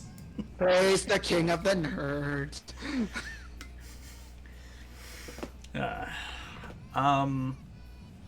Raiden, same questions to you. How do you feel about this? Well, I gotta give Henry Cavill his flowers, man. Stuck with the role, and when they heard they were gonna do some things on their own, I immediately thought of that Halo series from Oh, I've heard horror stories about this thing. Yeah, oh my lord, they didn't. I remember, I think it was a few months back that we talked about that. Mm-hmm. About how the players did not play the games, did not read the book, did not see intro material. Yeah, there's a situation with that. And funny enough, I still have not finished Witcher to this day, so I don't know if I ever will. Probably the second season, but that's neither here nor there. But like I said, gotta give Cavill flowers. He's like us. Just because he's Larry doesn't mean he's not human. Also an avid PC player because I saw a little bit of his PC build. Yeah. I can't believe he did that all by himself. Yeah. I don't want anything to do. Well, he wanted something to do during. I think he wanted something to do during the first lockdown. The less said about that, the better. Yeah. Anyway, once again, mad respect to him, and especially how that with this new direction DC's doing, we can finally get the Superman that we all wanted to see. I don't blame him for that. A lot of people will say, "Oh, it's not my Superman." No, it's not his fault for that. Okay, it's just sometimes you get your hands tied, you have to play a role. Simple as that. So, Yeah. can't wait to see what he's gonna do with that. I've been wanting to see the real Superman for years, but I'm like, a lot of people I didn't bitch about. Just basically waited. So yeah, can't wait to see where that goes. Sucks about The Witcher though, because that just like Castlevania on Netflix, that show has potential to be a good medium for video game style movies, even though The Witcher started out as a book. But it is what it is. Yeah. All right. Like I say, there's one more Superman article, but he actually thanks The Rock and Danny Garcia, The Rock's first wife and manager to both. Henry Cavill thanks The Rock and manager Danny Garcia for his return. The actor said that far too many voices have helped him stay on as Superman and eventually return officially. The long wait for Superman's return to the DC universe is over. Henry Cavill is once again set to don the red cape. The actor recently made a cameo appearance in a post-credit scene for Black Adam. It took DC 5 years to bring Cavill back to the role he was eagerly waiting for. However, it wouldn't have been possible without all the fans that have rallied for him to reprise his role, as well as without the people around him, managing his projects and keeping the hopes high. Furthermore, Dwayne Johnson, who executive produced and co-supervised the creative production of Black Adam, also pushed for Superman to have a cameo in this film. In an interview with Extra TV, Henry Cavill showed his gratitude to all those people who helped him hold onto Superman's role. The actor said he isn't aware of how decisions are made behind the scenes, but acknowledged there have been many who made it possible for him to reprise the role. He said, "I think it's so difficult to say exactly what happens behind the scenes, but there's been a lot of voices involved."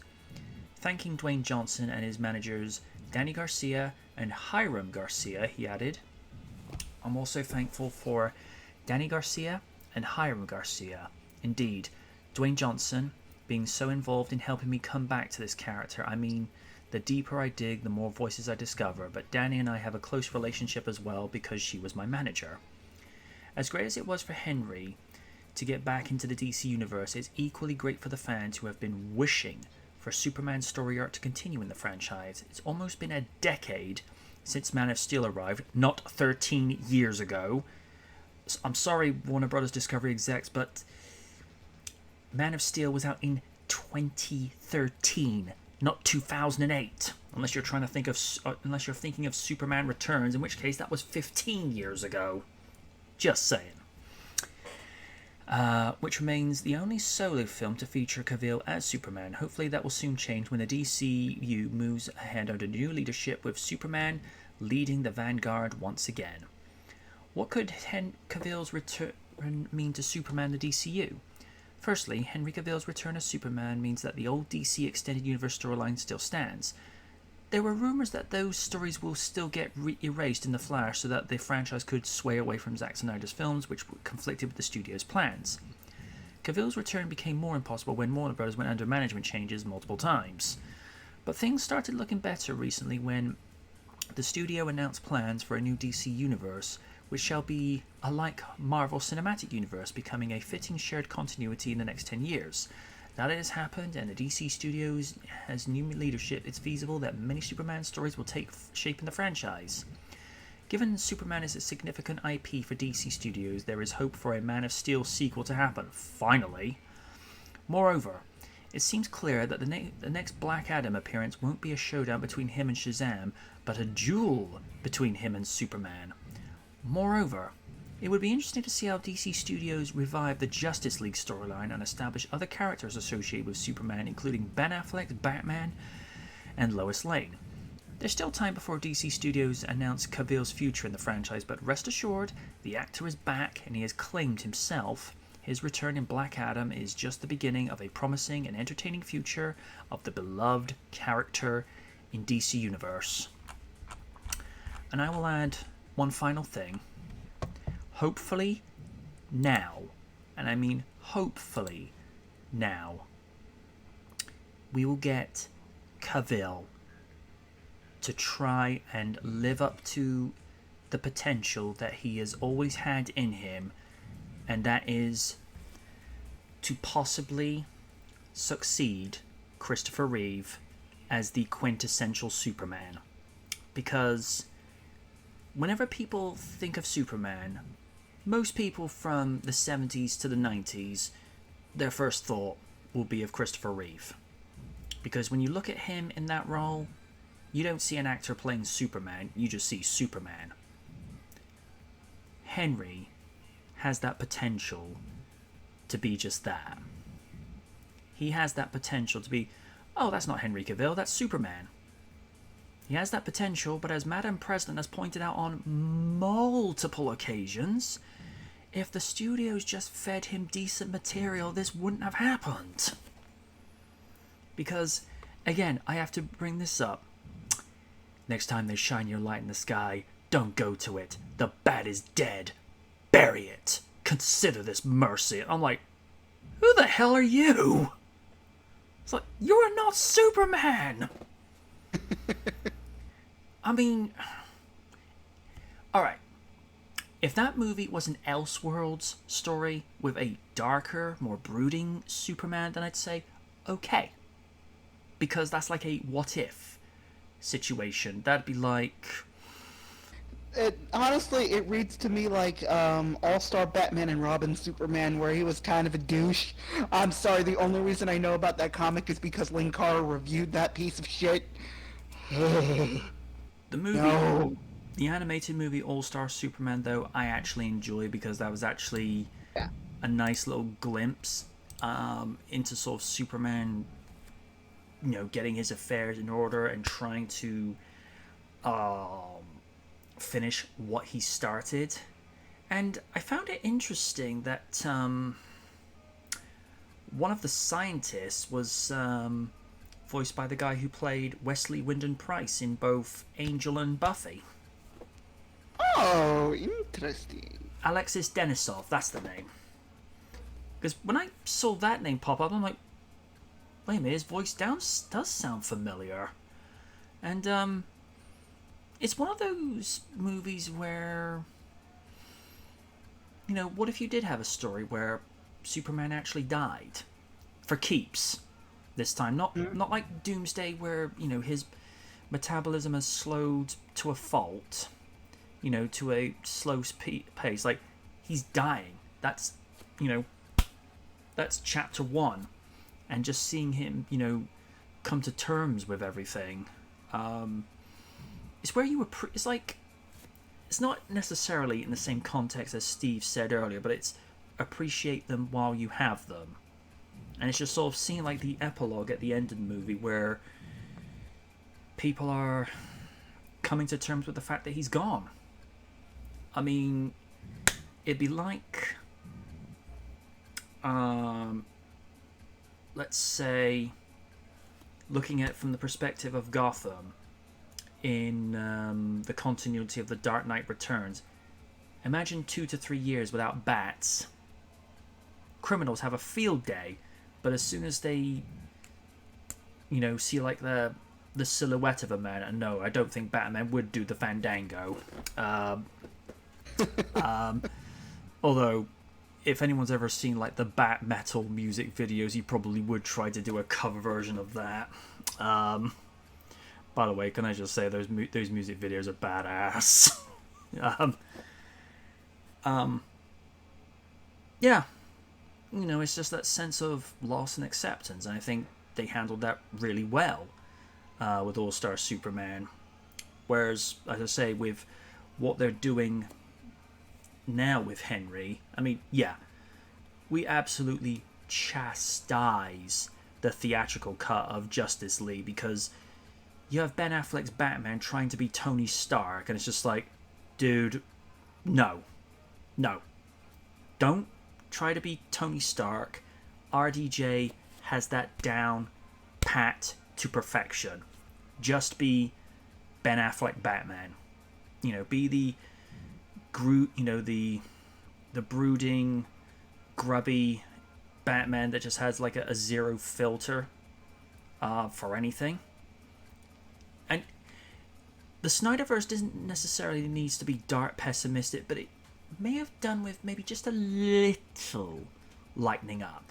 Just a little. Not too much. Whereas, because the director was the same guy who directed the first two Avengers movies, you seeing everybody like being snarky, quippy with each other. It's just like, no, this doesn't work. But with the material that Henry had, you could see a little bit more, as Lid said, classic Superman started to come through. That very dry wit, sense of humor. It's just like, yes, he's back.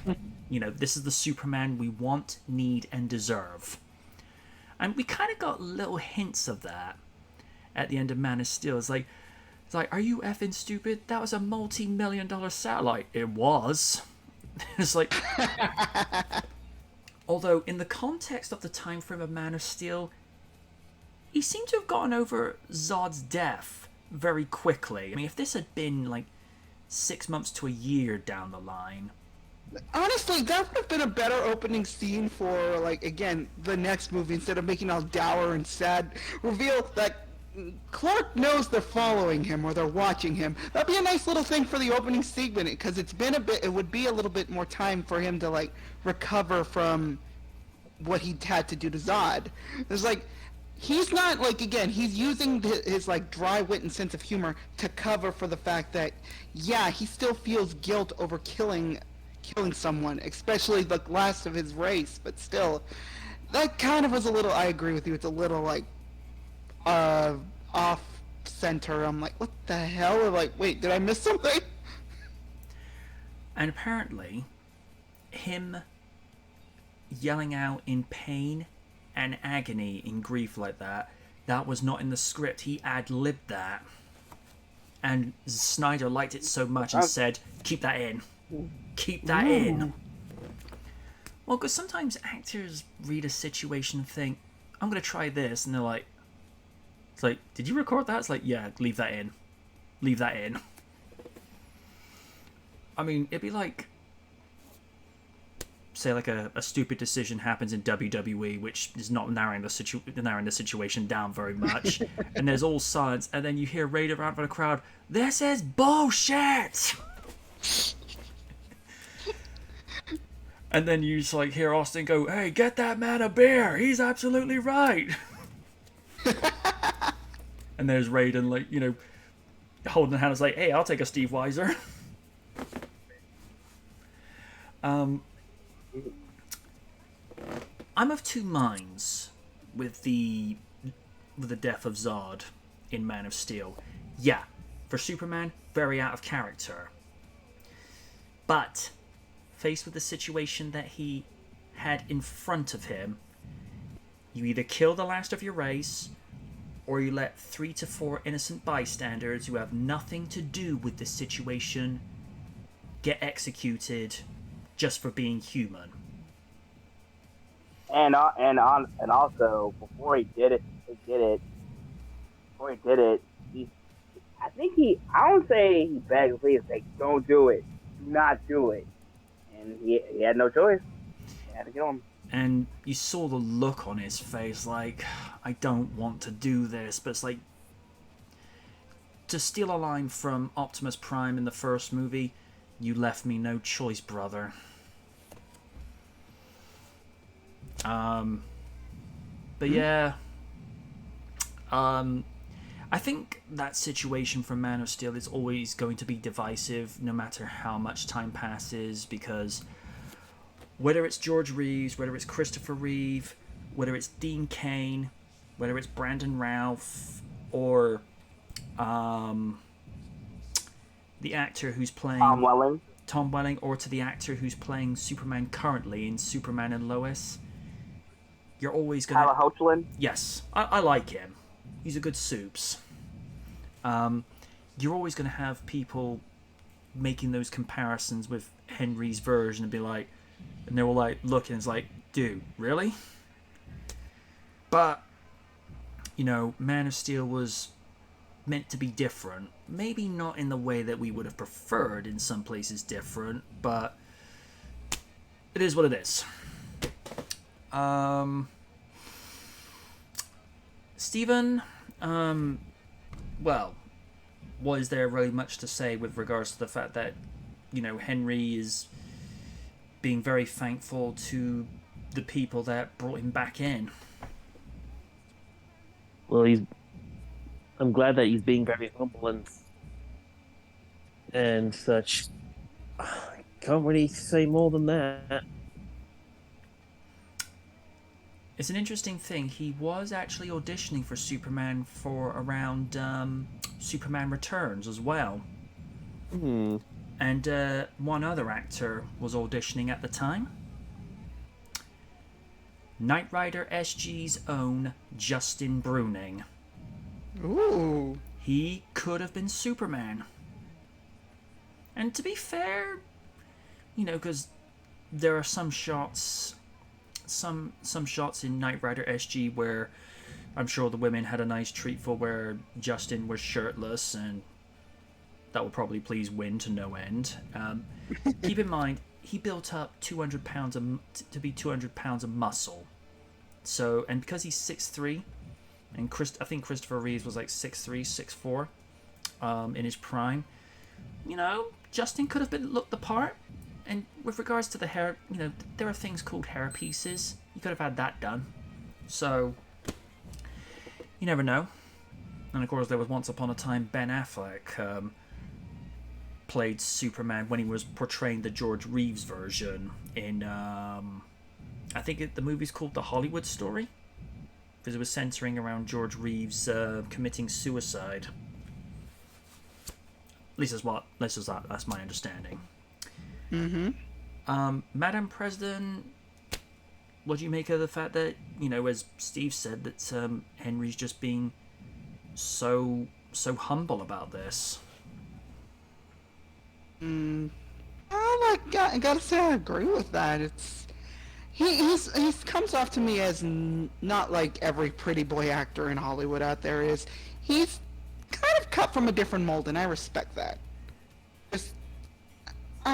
That's all I can say is, like, he's very humble about the fact that they're willing to give him another chance, and I respect that completely. That's all I can say about that. It's funny you mention when he's being humble about it, when he was trying to get news about how well the movie was doing. Instead of you know, like going out partying, he just went down to his local bar just for a pint and ordered some pizza from Domino's to go home with, which I thought, okay, you know, that's actually quite, as you say, is quite humble. And last but never least, our own Man of Steel. Raiden, your take on this? I mean, what else is there to say? Guy's a humble dude. Come back, you know. Superman. Like I said before, can't wait to see what he can do. New build that DC has on the way. So just can't wait. Glad he's almost come back. So simple as that. All right. Yep. I don't think we're gonna have time for that animation piece, Steve, because this is usually the point where we start winding down. And correct me if I'm wrong, Lids, Oni's looking to stream later? Yeah, he's gonna be streaming later tonight. Well, I've got some bits and pieces to take care of. I've still got the Titanic 25th anniversary review that would have originally been up around middle of April, but due to illness and injury, thank you very much, bruised ribs again, that wasn't able to be done. I don't know if this is in the review specifically, because it's been a while since I've looked at the notes. And I told Lids about this. Steve, Raiden, I want to hear your reaction. Not too long after Titanic was out, the press criticized Kate Winslet's figure at the time in '97 as being too curvy and possibly being overweight. Yeah, they seriously they fat shamed her. I'm not surprised. I'm actually glad that that type of shaming is done with. I mean, there's still fat shaming in a way, but just for inspirational purposes. But I don't know what it is back in the '90s, whatever. It was just fun to do. I don't understand that. I don't know. I guess it was a different time. I mean, I understand, and I'm going to try to construct my words in a way in which it's taken in the context it's meant. It's one thing to be constructively critical, saying to someone, you know, why are you eating so little and to where you're getting so dangerously thin, or if you're needlessly overfeeding yourself to the point where it's actually affecting your health. That's one thing. But, you know, speaking for myself, I looked at Kate Winslet when she was in Titanic, and all I saw was a beautifully talented actress that was probably a pin-up on most teenage boys' bedroom walls, and probably Madam President's as well. Because Kate, then and now, stunning. Just stunning to look at. And another one of those very few who don't seem to age. And considering she's going to be in Avatar 2 next month as well, which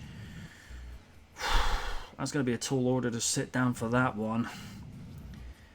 Because what was it? The last movie was 2 hours 40. This one's going to be 3 hours 10 minutes. Because by the time you get out there, it's like, can't walk. But no, like I say, shame on the press for doing that to Kate back in the day, because, okay, not everybody can be an athletic figure, or not every guy can have a Herculean physique like John Cena or The Rock. But at the end of the day, you know, people should be looking for what the quality they can do in their performance, and to this day, Titanic is probably one of Kate's best performances. If they'd gotten someone else to play Rose, I don't know if it would have worked so well. That's just me. Steve, what are your thoughts on that just before we go? It's the media. They'll do anything to get a story. Bunch of vultures, basically. Raiden, you've already more or less said your piece on that, haven't you? Mm-hmm. Madam President, do you have any closing arguments?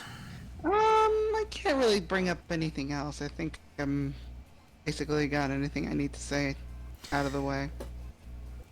Alrighty then. We'll now go to... I'm actually going to turn the music down on the outro because that is actually exceptionally loud. Right, folks. Sadly, we're back to the old time next week of 6 p.m. to 8 p.m. UK time, 1 p.m. to 3 p.m. Eastern time, and 10 a.m. to 12 noon Pacific Standard Time. So, let's see who's online. Right, Shark is not online, but Aldren is. So we're going to go raid Aldren because, well, his voice reminds me of Kaiju, and, you know, that's always a good thing. Yeah, he's got this very Casey Kasem style sense of cadence in his voice, and I've told him this before. It's like he's just fun to listen to. So until next week for SKL, I've been the Knight, saying good night from the night. I have been the awesome one, Kitsune Rikaku, and I'm gonna be taking a break from streaming for a week. But on the 15th, I will be back with the one-shot playthrough, and then the 18th, we will be starting my playthrough of Pokemon Scarlet. So catch that at twitch.tv/Kitsune Rikaku. But also don't forget to watch twitch.tv/Oni Rikaku so you can catch out his stream tonight. He might be streaming Mega Man, but could be changing his mind. We don't know. Okay. He could be Destroy All Humans too. That too. It could be that, because I'm kind of, my brain's all fuzzy. And I've been Steven.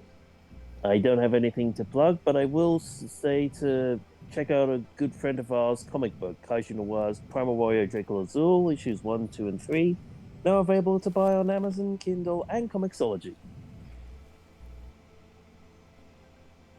And I've been the Cybernetic but energetic Aiden. I ain't got shit to plug, but I guess on the T3 page, buy that Your Else Sustain Me shirt, and it comes in mug form. Give us money. That's all I'll say. And also on Twitch. we got it more famous.